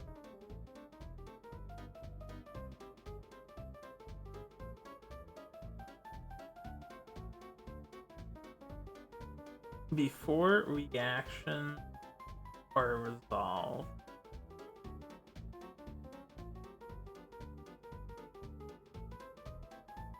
Okay, so yeah, if he gets sent forward, I can dash out of the way. We're gonna have Draw go next. Hopefully critting, perfect hitting. We did get a perfect hit. I am a combo master.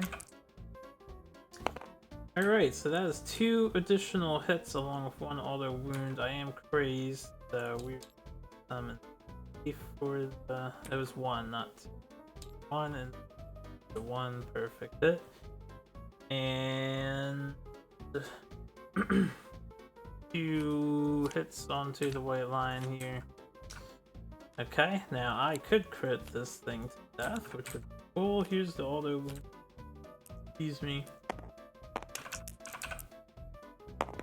Alright, rolled a 6. I believe I needed what, an 8 kill, where it's 5, 6, 11. Getting an 8. So we do not wound, we do not crit. The strange hand. This is where I get wrecked, right? Okay, so we will get instinctively attacked. Lion is now facing this way. I guess it's kind of equal both directions. So we're gonna move him this way. And Drog gonna take a basic action. Turn the grass. This is good. Redirecting. Die. Redirecting Lion's attention to him instead of Bars. Alright, Lion missed 1, missed 2, because it hits on 6. 4 and 2 is 6. So 1 hit on us, damage to our head, and this is just 2 damage to the head. Drog's getting a little popped. Not too bad though. Next I'm gonna go with Ogma to plan what the line is doing. Always good to do manipulation. In the future, I may try a place where I don't scry at all, and roll with Kingdom Death's Ultimate Fate. Seeing my dice rolls, how they work out, it'll be favorable to the monster. We have a Grasp and a Claw, basic attack, and a Grasp attack. The Grasp is less dice, and same accuracy. This is more dice, but I don't have to worry about the after back.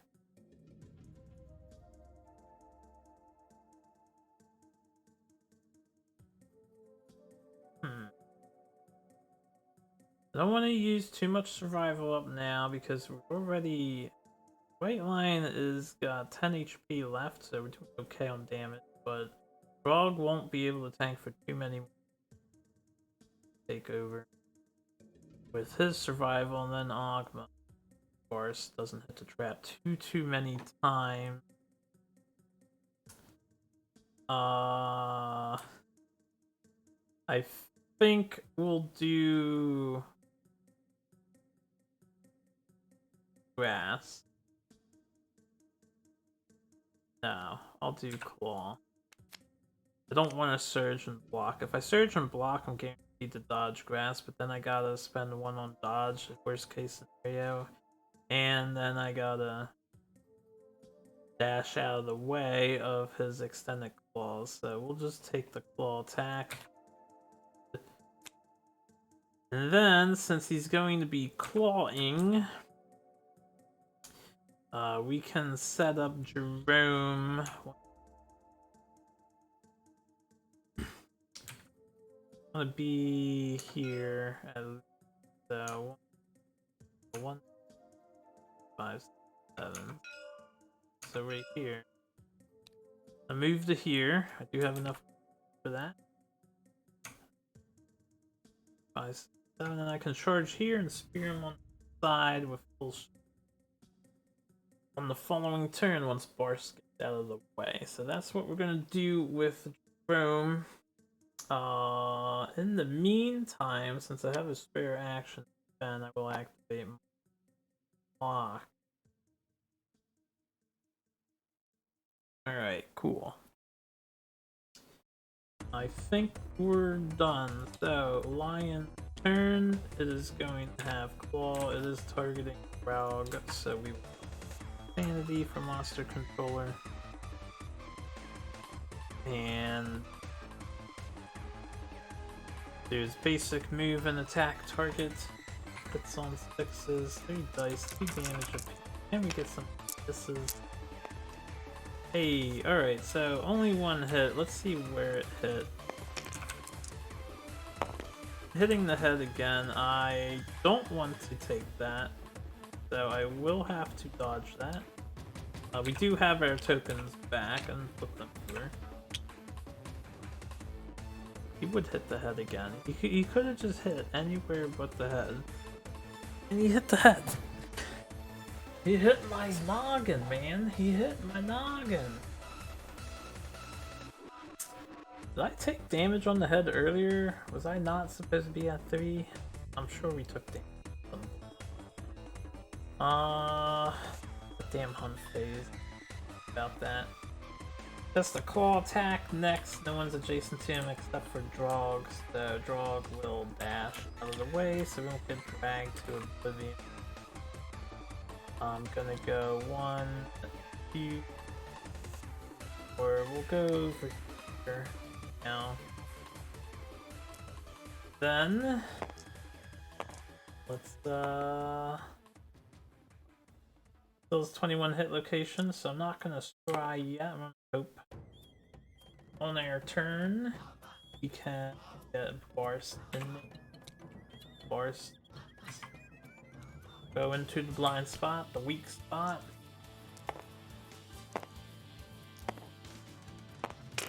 Roll 4 dice. We have 1 perfect hit and another hit. At max survival, we combo master. And that did not hit. We only hit on 4s. So 2 hits. Set the fucking main again. I'm just gonna discard that. Alright, we actually failed because of... So we'll surge it up here. And try again. More gusto. Oh, a little less gusto. 2 hits, 1 perfect hit. I will get my survival in the moment. Combo master, we got 3 hits. Back to max. Alright. This last here and first. This is if I succeed. Tell you what, I'm gonna see the next failed out. And that. This is my prediction. First location, I successfully deal a wound to the fleshy gut. Nothing happens. Second location, I failed to do a wound. Nothing happens. Third location, I also failed to do a wound, so the white line is going to plunge forward and unfortunately ruin my plans with the room. I could be aggressive with this, so I think I will. I will get the token back on the next turn, so we're going to activate. This goes away. I am going to dash the position. 1v7. 1, 2, 7. So we want to be here. Then I will charge. 4, 5, 6, 7. We're going to be one back, and then I'll charge, and we'll be over. The Jerome's coming in. The gun, he definitely doesn't have. +7 strength, King's Spear attack. I forgot. I have wounded with the dagger. Whoops, that's okay. I've wounded with the dagger. I've. So they both are getting weapon proficient. This guy is not wounded. Anyway, I got an 8 and a 2, so 1 hit on the chest, 2 up, 2 wounds. We get an 8, we do cause a wound. It is not a failure, which is a good thing because he would have ran in, which would have been really embarrassing. That would have been a fuck ton of damage. 4 when I got grabbed. Alright, Jerome is likely the next target. We'll go with Drog next. I'm gonna go 1, 2, 3, 4 here in the grass and we'll attack with Drog. Alright, a 4 and a 6. 6 does hit.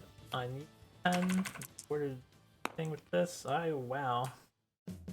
Alright, the Beast Femur. We crit. Crippling his graceful movement. He gains a -1 movement token, and I get a white line first. Most excellent. The Curious Hand. Alright, when you gain this, a random survivor +1 hit. Demise that. A 3. That will be Jerome. Jerome was not feeling too comfortable about the fact he just stabbed his foot and I guess tore it off, kind of. Anyway. That was pretty good. We don't want to waste the rest of his survival for third. So we will simply go with Ogma. Ogma is going to try the AI's attack deck. And we have Bloodthirsty, which I'd rather not deal with. Bloodthirsty. Bloody Claw. Bloody Claw will target Drog and Jerome as they are both tied. For the most, if it goes after Jerome, I can actually outrun the lion. If it goes after Drog, we can hide in the target first. I'd have to surge. If I surge now and hide in the grass, it will target Jerome. And then Jerome can just walk backward.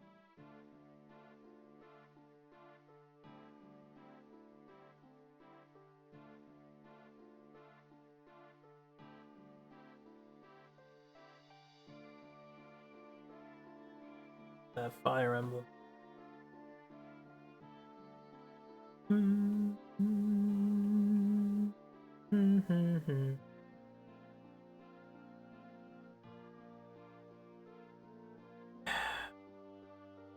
Bloody Claw with hit Jerome 6. You know what? I'm gonna let it target Jerome if possible.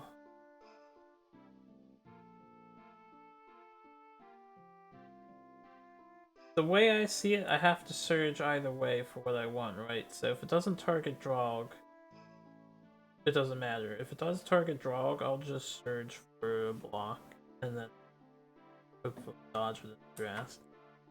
So we'll move on to the next round. White Lion will do his Bloody Claw, closest survivor, the most bleeding tokens. Again, that is a tie. Everyone is tied for the most with 0. That's how the works. 50-50 evens odds left to right. That's the way I do it. So we have evens. That means Jerome is the target and Drog doesn't worry about it. So during the flow, we do have our stuff back by the Y. Sorry, the monster round. During the flow, I will dash. Spend a survival that way. So I will go 1, 2, 3, 4, 5, 7. Go all the way back here. The lion. That's what face me here. Easy peasy. And we avoid Bloody Claw. Okay. Hope I haven't been doing it correct. So far, I think this has been a pretty clean fight, despite the trash on the phase. Alright, it is our turn. There are 14 cards left on the hit location. 5,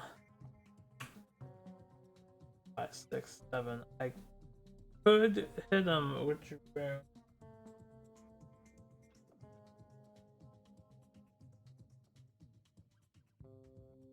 Oh yes, this will be great. Oh no, he has trample. This won't be great. Fucking trample, man. I was just thinking, alright, Jerome can get here. I can dash and get into here. If we don't chase him away or activate the trap, likely probably trap. We'd both be in the blind spot, and he's not targetable, so it'll go after Drog.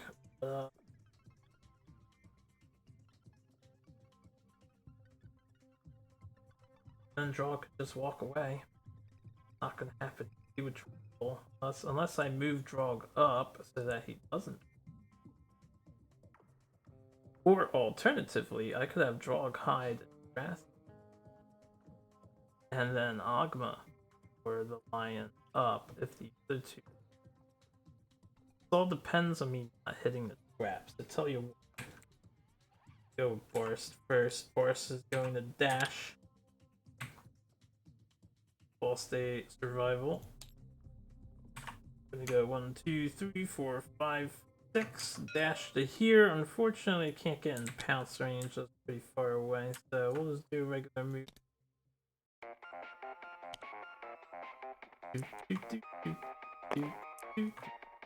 And a regular attack. It's on 4s. I am still somehow getting 50% with a 60% chance. I'm just flabbergasted, so I think it's funny. So much. We have one perfect hit.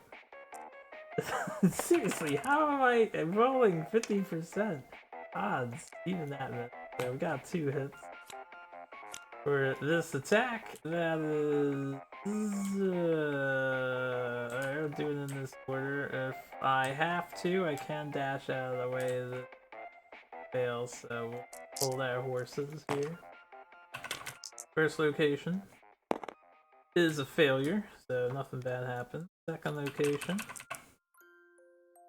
is a success, so because we get rid of that bloodthirsty.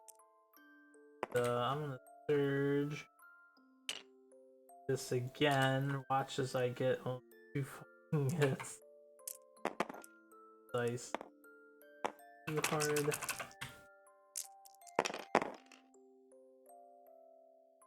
Two hits. No perfect hits this time. Hey, clever ploy again. Alright, so the clever ploy is happening. We are going to get attacked. We cannot do anything about this. That is 2 hits. We do dodge that B with our 2 evasion hits on 4s. The 2 hits that do 2 damage apiece. This is why a Phoenix would be a problem. 2 to the body and 2 to the arm. Or lightly. The Phoenix's trap card, if I did not explicitly play around it with like a trap remove survivor, which I don't plan on making a dedicated trapper as the community calls it. Making a trapper is not actually hard. Have to upset. Have to. As you can see, this only gets 1. Gets you 2. You need to make 2 more somehow. And you have to be using a spear. There's no spears that contain blue stuff. So you have to like go out of your way for Lucky Charm or something. I mean, Trapper set is good. You have really high odds of always preventing the trap from. But anyway, I took the damage. The trap. This gets reshuffled. Okay. Since he's in the since Barst is gonna be probable target here, I will charge with Jerome. So that's a +2 to my attack, and I'm in the blind spot, so I'm still wounding on 2s, I'm pretty sure.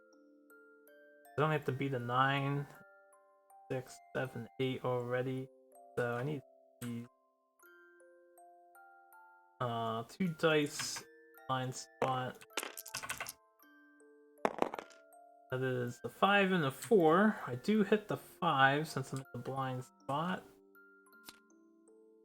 You hit the fuzzy groin and prepare to crit this as always crit the dick. Oh my god. Like, does this happen to you guys? Serious. You crit the fuzzy groin all the time? Because me and my play group, we always crit the fuzzy. Has to happen. Not that I mind, I get some lion test for this. We are permanently the priority target token forever. Persistent out of the deck. And the white line is livid. Okay, well, I mean, technically I can kite the crap out of the lion now that it's permanently after. That's all fine. I'm gonna actually be aggressive here. Let's stir since I'm in the spot and it's pretty easy to win. Well, not the weak spot, the blind spot. That is 2 hits.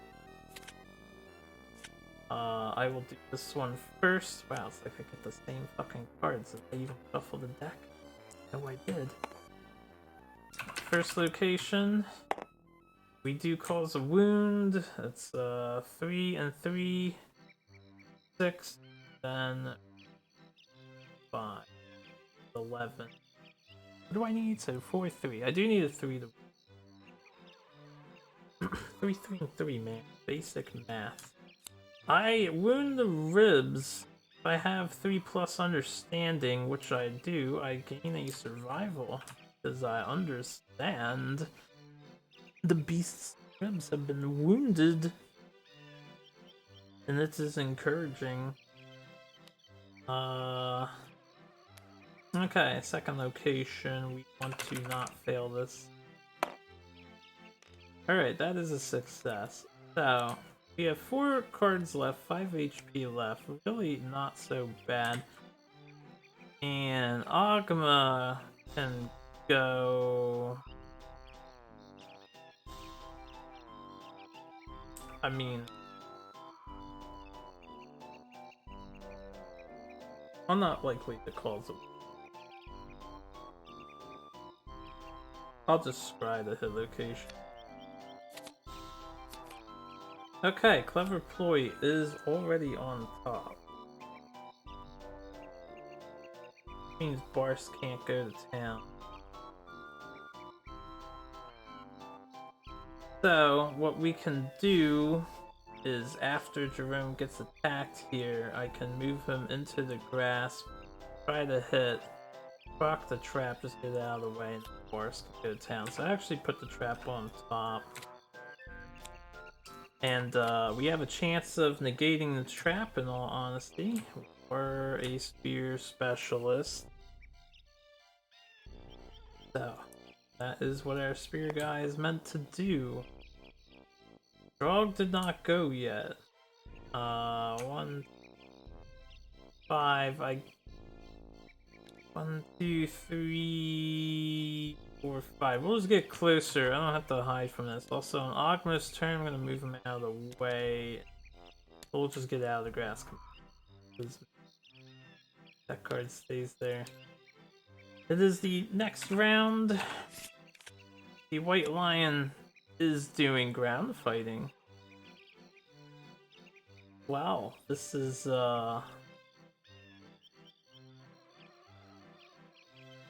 most exciting. The only thing about this ground fighting card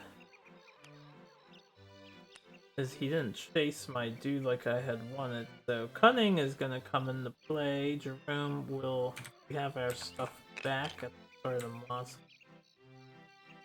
Jerome and Barst. So Barst will dash to get away from cunning. So I'm gonna have Barst go 1, 2, 3, 4, 5, 6. So I'll Barst go there. Jerome will go into the. Dead on his head. Yeah, that.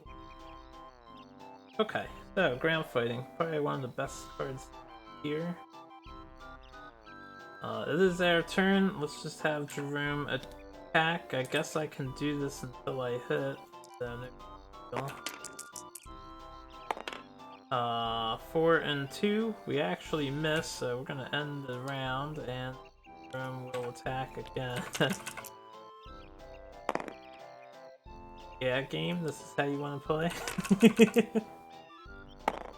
Alright, a 7. 7 does hit, so we hit the trap. Can Spear Specialization deal with it? No, it does not.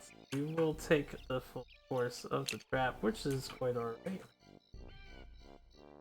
It's a big deal. Let me... 3 dice.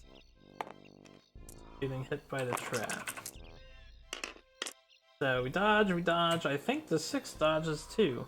Yeah, we have 3 evasion, 4, 5 evasion grass. So he hits on a 7 at the. So no damage from the trap card. Hopefully it's nowhere to the front. We did not hurt him though, so he still has ground fighting in play. Luckily for me, I can move Jerome, so I'm Jerome. 1, 2. We're gonna move Jerome here. We haven't used it. And Barst will just wait. I'm gonna attack with Drog. That's not Drog. Jerome did his attack. Attack with Drog. Hopefully Drog can just get a perfect hit here. No, he missed entirely. Fine. I will end my turn. And then we'll attack with Drog again.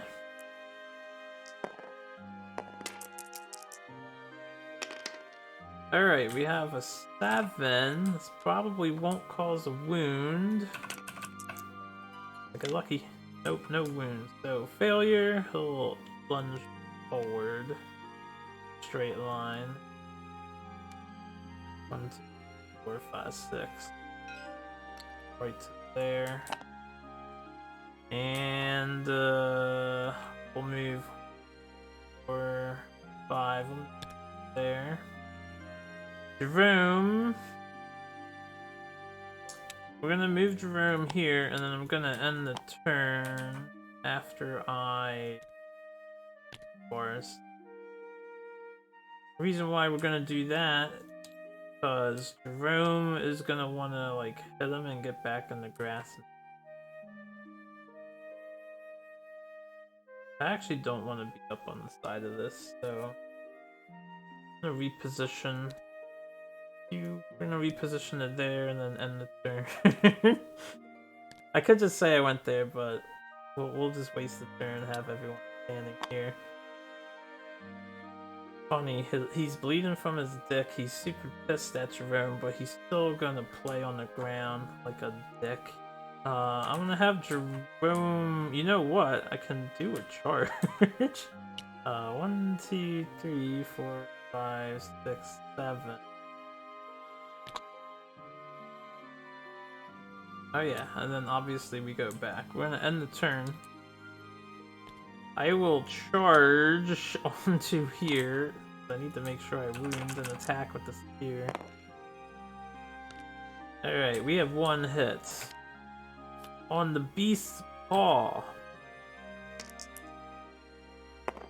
I rolled a 2! That's not enough because I'm not in the weak spot. Should've just went to the weak spot. 7, 8, 9, 10. 11, 12, 13, 14, 15. Oh no, 2 is enough, even not in the weak spot. We're way over by 2, not way over. That's a success, not a 1. Behind me. So we do cause a wound, we get rid of ground fighting for now. And we'll attack with Barse next. So I'm gonna pounce with Barse. Barse definitely has his dash token back and has his token back. Then do. Make sure I keep up on the bookkeeping. Unstoppable Dagger Wielder have 2 hits. Thanks to the pounce, we hit on 4. And 10 is perfect.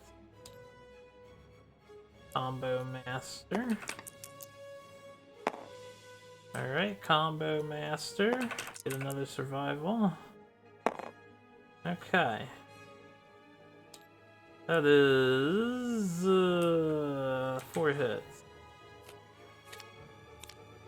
Could kill the line here if we're pretty lucky. Good spot. Good spot.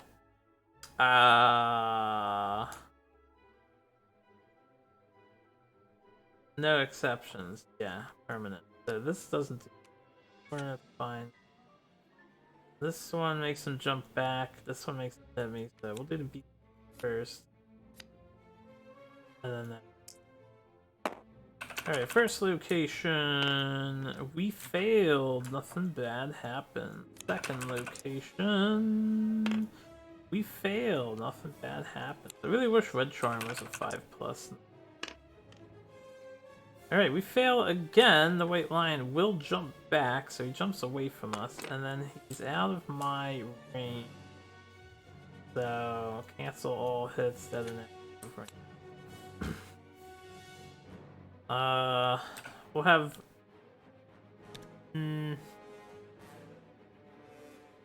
That sucks. We failed.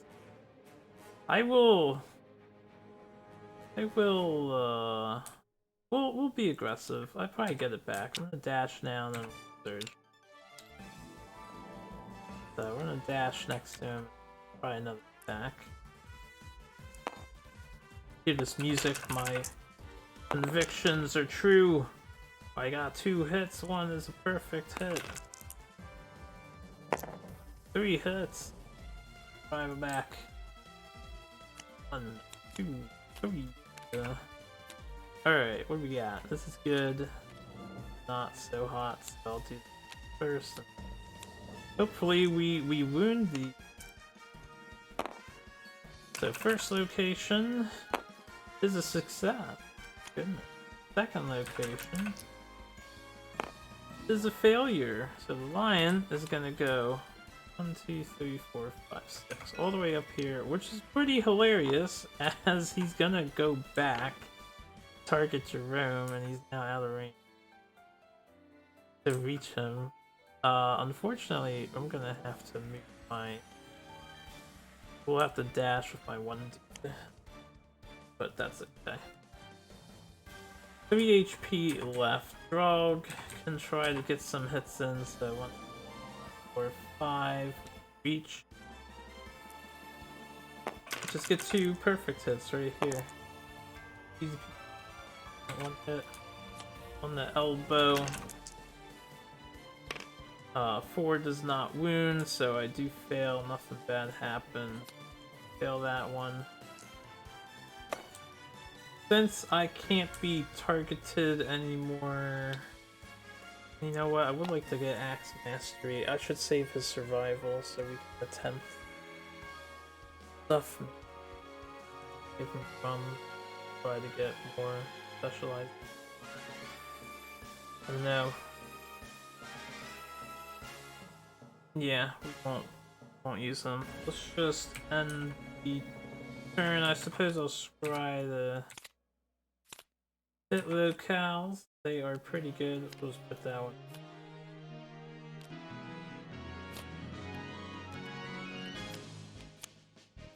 Alright, next round. Lion goes. He's going to claw. He has to choose. The lion ends up here. And then ends his turn. He extends his claws. So we have the fresh that we do now, though. So that we can dash out of the way. Oh yes, not in the grass. So I will go 1, 2, 3, 5, 6. Now go over there.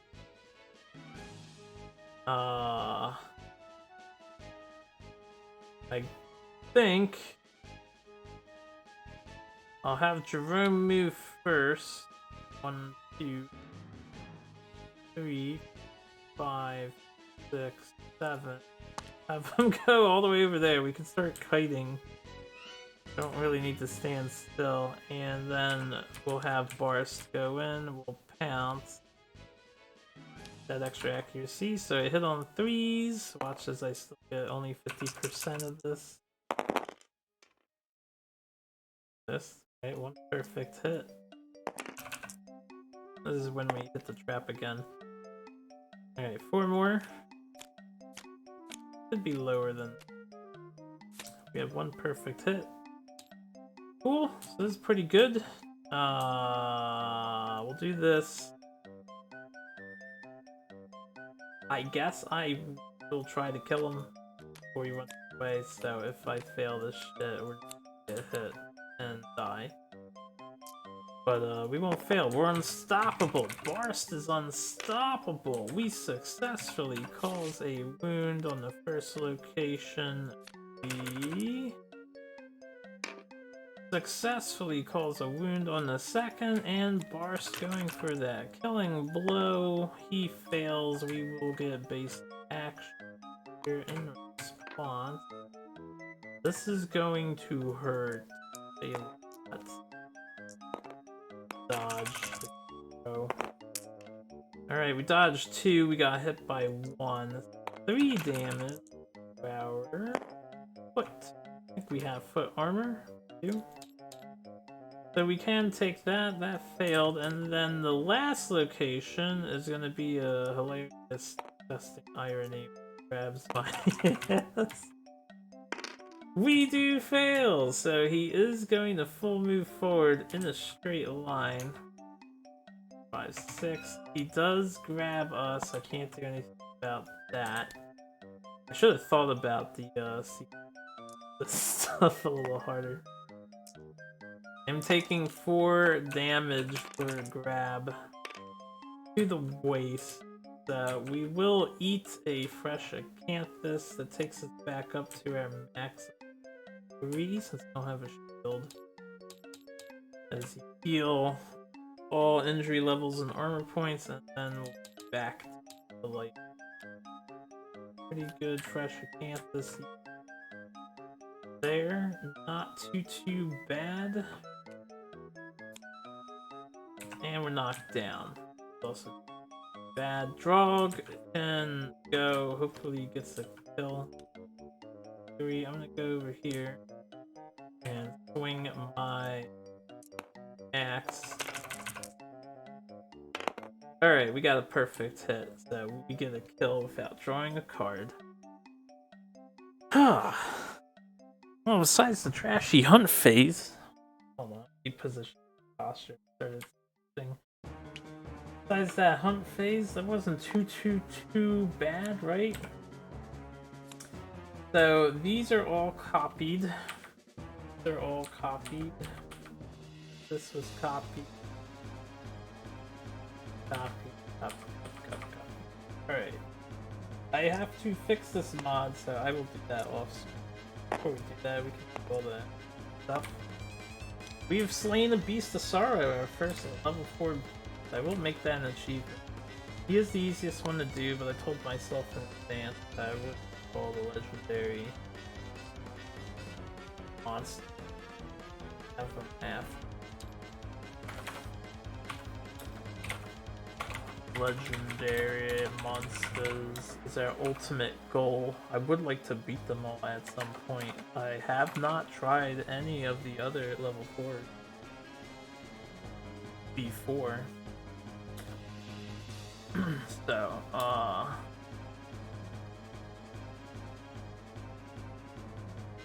what should I call this one?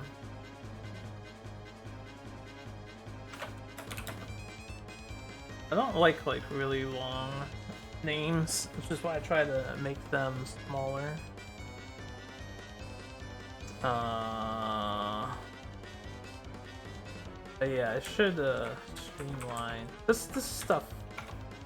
Just because I'm looking at these right now, I wanted them all to have capitals on the first letters, so it stands out more. Because it's a title. We'll just call this Miserable Cat. Killed the Beast of Sorrow. Season 1. Draug had the killing blow, so he unlocked the achievement. Good job, Draug. Alright. Achievement aside, we move my guys and get rid of the Grant. Oh god, I unlocked.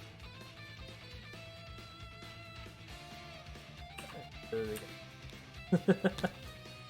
3D terrain can be tricky sometimes. This is a clone plate line. And we do that. Guys go here. Just hit next round and then move back. Flip the tokens over.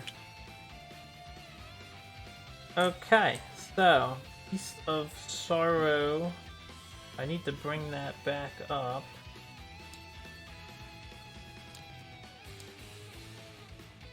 So victory, we use the level 3 white line victory, plus we gain 1 iron strange force. Nominate the survivor that dealt the killing blow, he will gain a fighting. Right. So, Draug here. I will say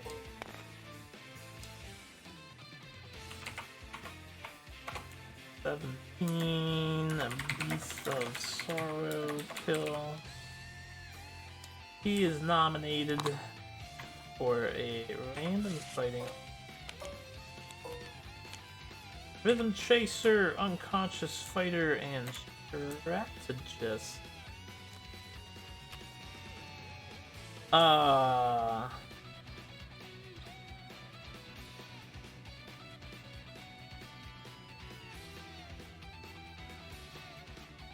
Strategist could be pretty good.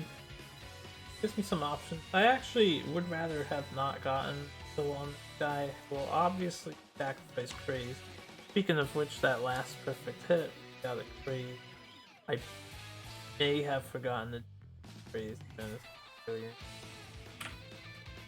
I'm no longer crazed though. I'm going to take Strategy. It has more conscious fighter and batting.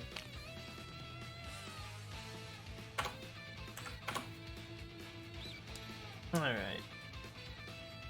We are now strategists.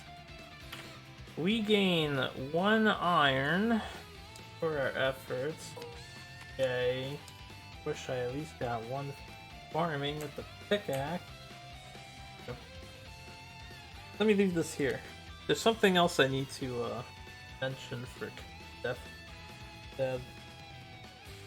I guess everyone has the house rule. Not clearly written. But level 3 White Lion victory with we get 4 basic, 8 White Lion, 1 Elder Cat teeth trained.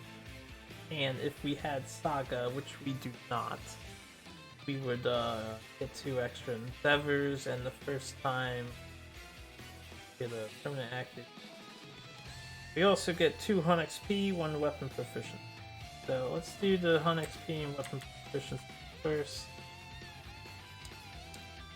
1, 2, he does not get a bonus. We hit a 3. So let's do age right now. For Jerome, we have a 10.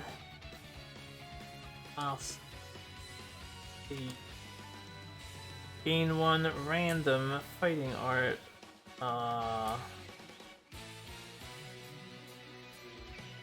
Back in there.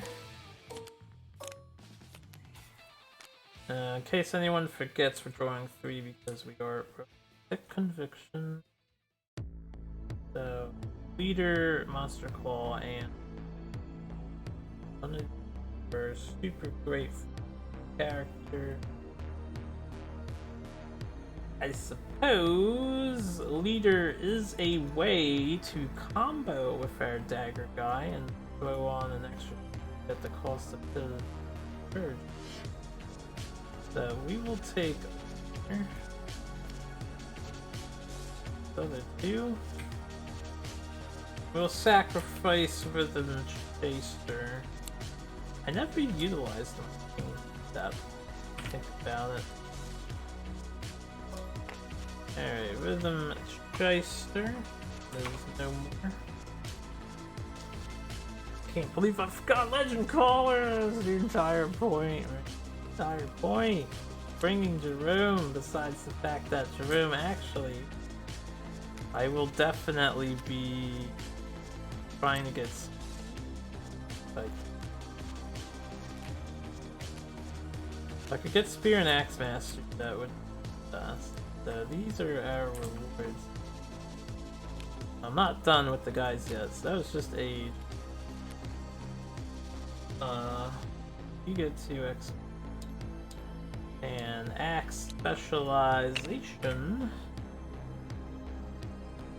Go get that.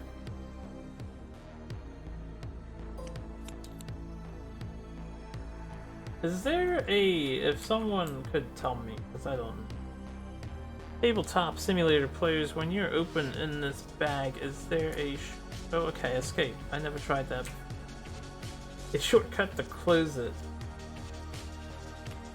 Alright, so we got that. And bars.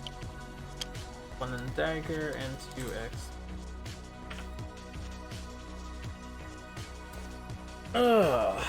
Okay. We heal.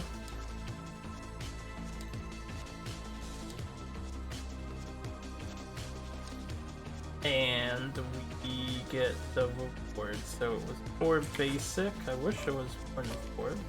Okay. 4 basics. A lot of hide. We do need hide and bone. I wanted some organ. Loved, but can't help ourselves. Then I think it's 9, 8. 8 and an elder cat. 1, 2, 3, 4, 5, 6, 7, 8. Definitely got bone and hide. And an elder cat tooth.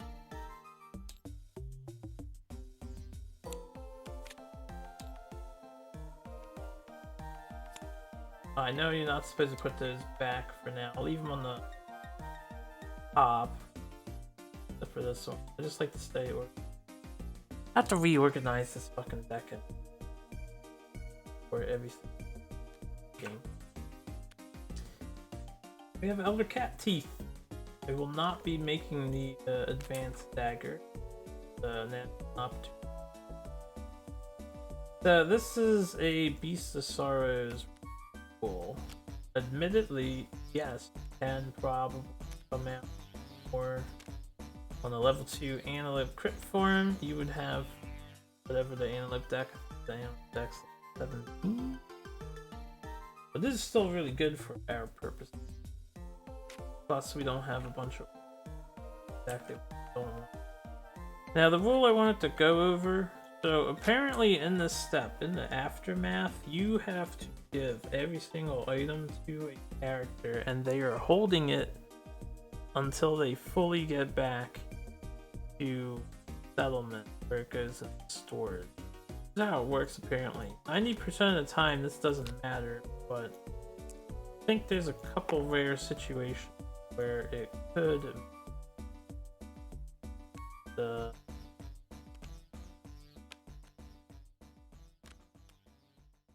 Quick.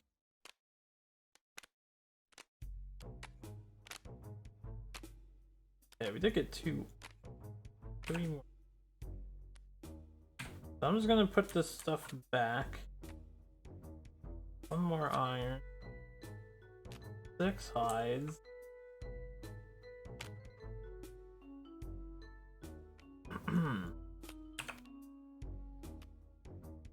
And all the bone.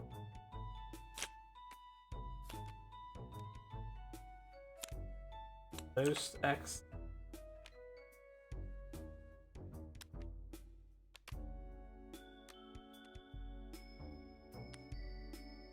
No, actually, if I don't want to fully rely on the red charm, I could use both of them. We'll leave that stuff there.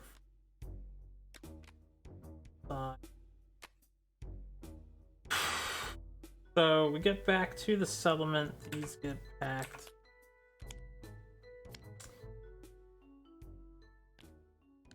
Get to do our endeavors. Wait, we have 4. No side. Have 1 tinkerer. 1 tinker. Then we update the timeline. It is now Lantern Year 18. We do a settlement event and then we do timeline events. Nothing happening on timeline. So, settlement. Oh good, it's the Elder Council. Count the total number of Hun XP among all of my survivors, add the bonus. So we don't have any of those for bonus. We just add Hun XP. God, I hate counting. 1, 2, 3, 4, 5, 6, 7, 8, 9, 10, 11, 12, 13, 14, 15, 16. By 26, 30, 31, 32, 33, 4, 5, 6, 9, 41, 43, 4, 5, 6, 7, 51, 5, and 60, 7, 8, 9, 10, 70, 1, 2, 5, 6, 7, 8, 81, 2, 3, 83. While I'm looking at guys, they're done. Tons. Back.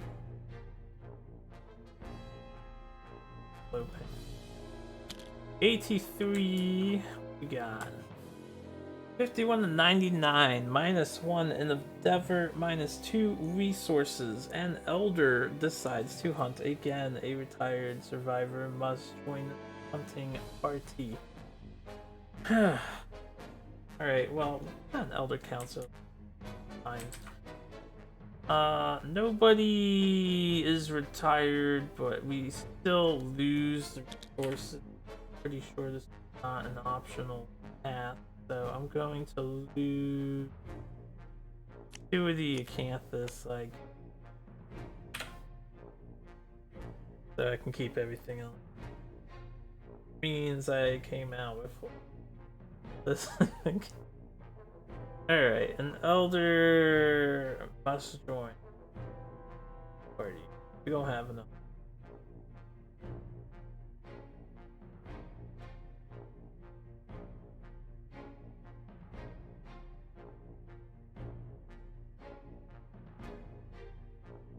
Excuse me. Sip of my drink. I think with this we are done. No one died, no milestones, or I don't think there's any more milestones except for Game Over. So yeah. I guess I will end it in a moment. Obviously we're going to innovate. And then I will plan everything out. I hope I can make enough leather. Finish the leather set. Also, I'm still missing shield. So scarification. Forbidden dance.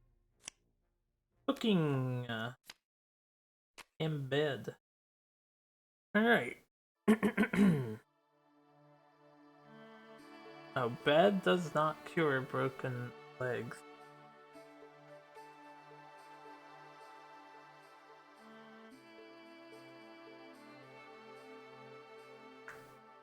Damn.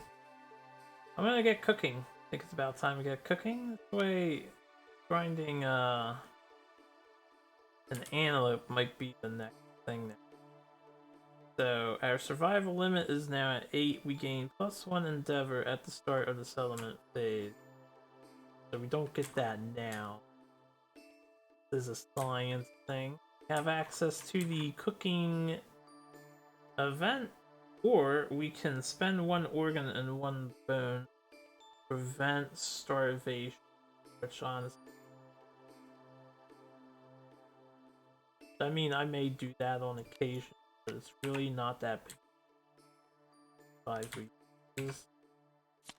As your settlement has to scrounge together scraps to eat since your hunt's taking too long. Yeah, 1 survival limit. Cooking, I probably should prioritize sooner because the extra endeavor is quite a nice feature, but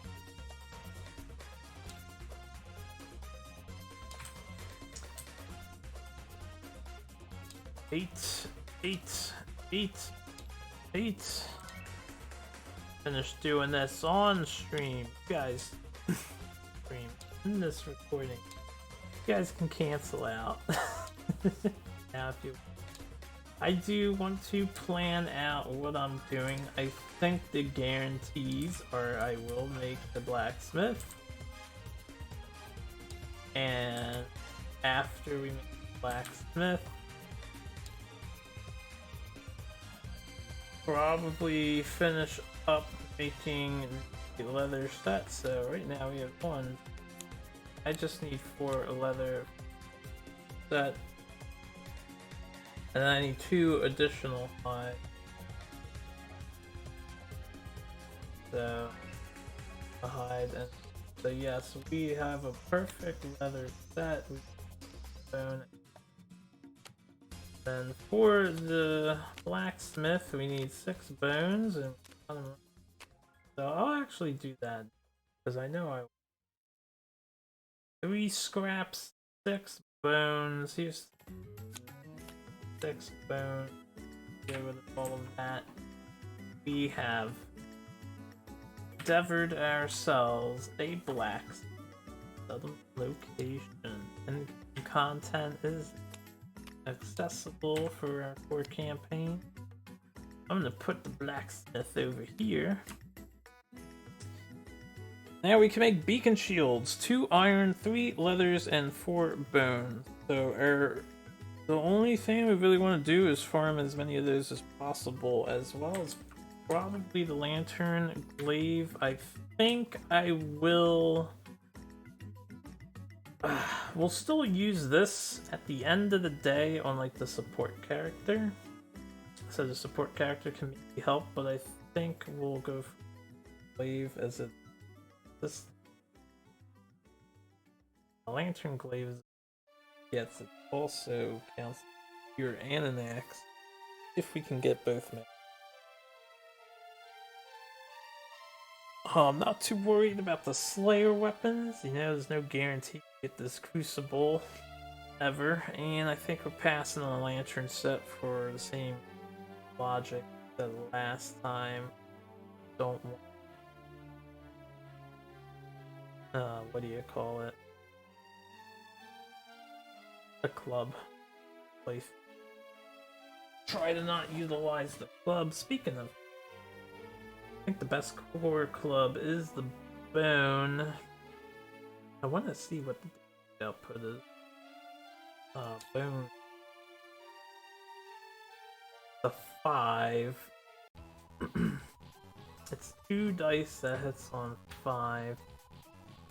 But it's cumbersome. The armor set doesn't remove the cumbersomes. You have to play with dashing constantly to get in position. But the armor set gives the club sharp, so you get a much higher damage. That club. And I think Club Master gets more damage potential. I believe the club is supposed to be the highest raw strength damaging item. Alright, yeah, our next priority before I start doing like a level 3s, I want to get a couple beacon shields, at least one. Technically I could make one now, but I'm going to do the leather armor set first, so we have that in full and focus on dodge tank. So I guess that's the next thing I'll do. We have 4 hide here. We will leather maker number of hide. You get the leather directly to storage, so you can make a ton of leather. I'm not gonna replace that shield yet. So do I only want 4 leather?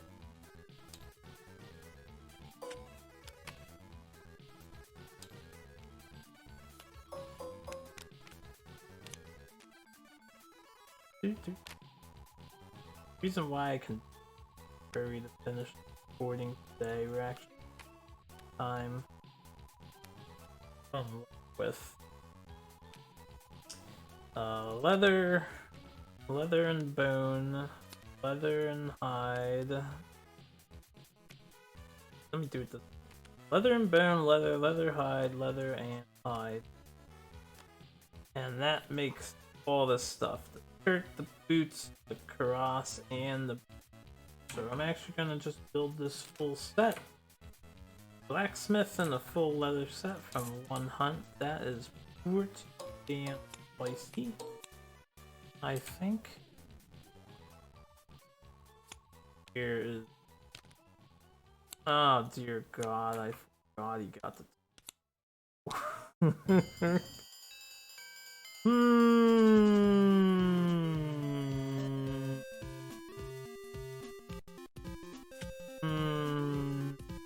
Drog is... Oh yes, he's also a hoarder. Okay, so when we returned, that other acanthus that I gained, he's gonna hoard that and courage.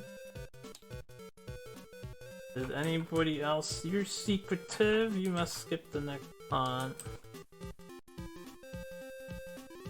That's fine, nothing ever happened here. Yeah, they were undamaged. Okay, I think that cleans that stuff up. So, as for the rest of this, I'll need to figure out what I'm doing with these things. Guess I can complete it there. Have the full leather set. Bonus.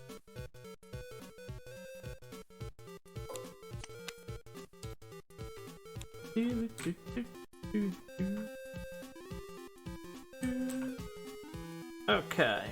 So yeah, 5 defense everywhere thanks to this. We ignored bash effects. Which actually, this is... What is the collision rule exactly? It's you suffer bash.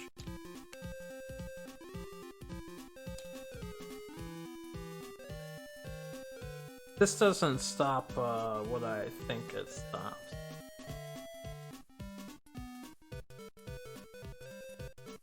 No, when you suffer collision, you just knock down. The bash is different. We ignore bash. I probably want to get the monster grease on bad boy here, which means Infinity finished. Fine. Then these can flip their side, and we would have 3 green. So the monster on this guy makes him de facto dodge tank base. Ugh. That's pretty cool. The only thing is this. Let me move this. I will be moving Draug. I'll do all that stuff off screen. So thanks for watching again, guys. Now on like 18. 18 and 19 is unfortunately the King's Man. So we have 1, 2, 3, 4. We have 4 more. Yes, 5. 5 more years of base prepper. This was a big one. So hopefully we get a ton of resources and I can get a couple. Need more iron. Why not? If not more. Take a look at him. The shield. It all hit locations and block 2, it doesn't even slow you down. It does 5 damage.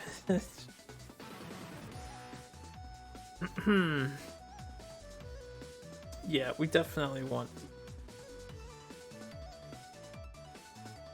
And then the lantern would be a good addition. Better chances. I think that's gonna be our main final build. Is Beaver.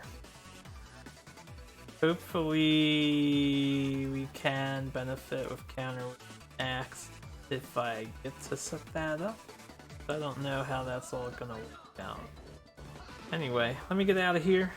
Hope you guys enjoyed. That was Beast of Sorrow on down.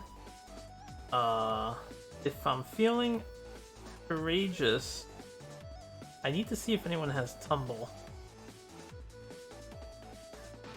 She does. I have a dedicated tumble tank. The odds of fighting a level 3 antelope are still, yes, they're about as good as they get without a shield. A beacon shield would be better if I made one of those first. Out of curiosity, I have this hide. I used my exact hide in it, right? Yeah, so I could not make a build. I'd rather have the leather armor now. I think I won't jump the gun for a level 3 antelope. I could go after Phoenix again and try to get the bow, which is another alternative. If I don't get the bow, fucking press crown. Just getting one of these so I can finish the build and turn this guy into the tank.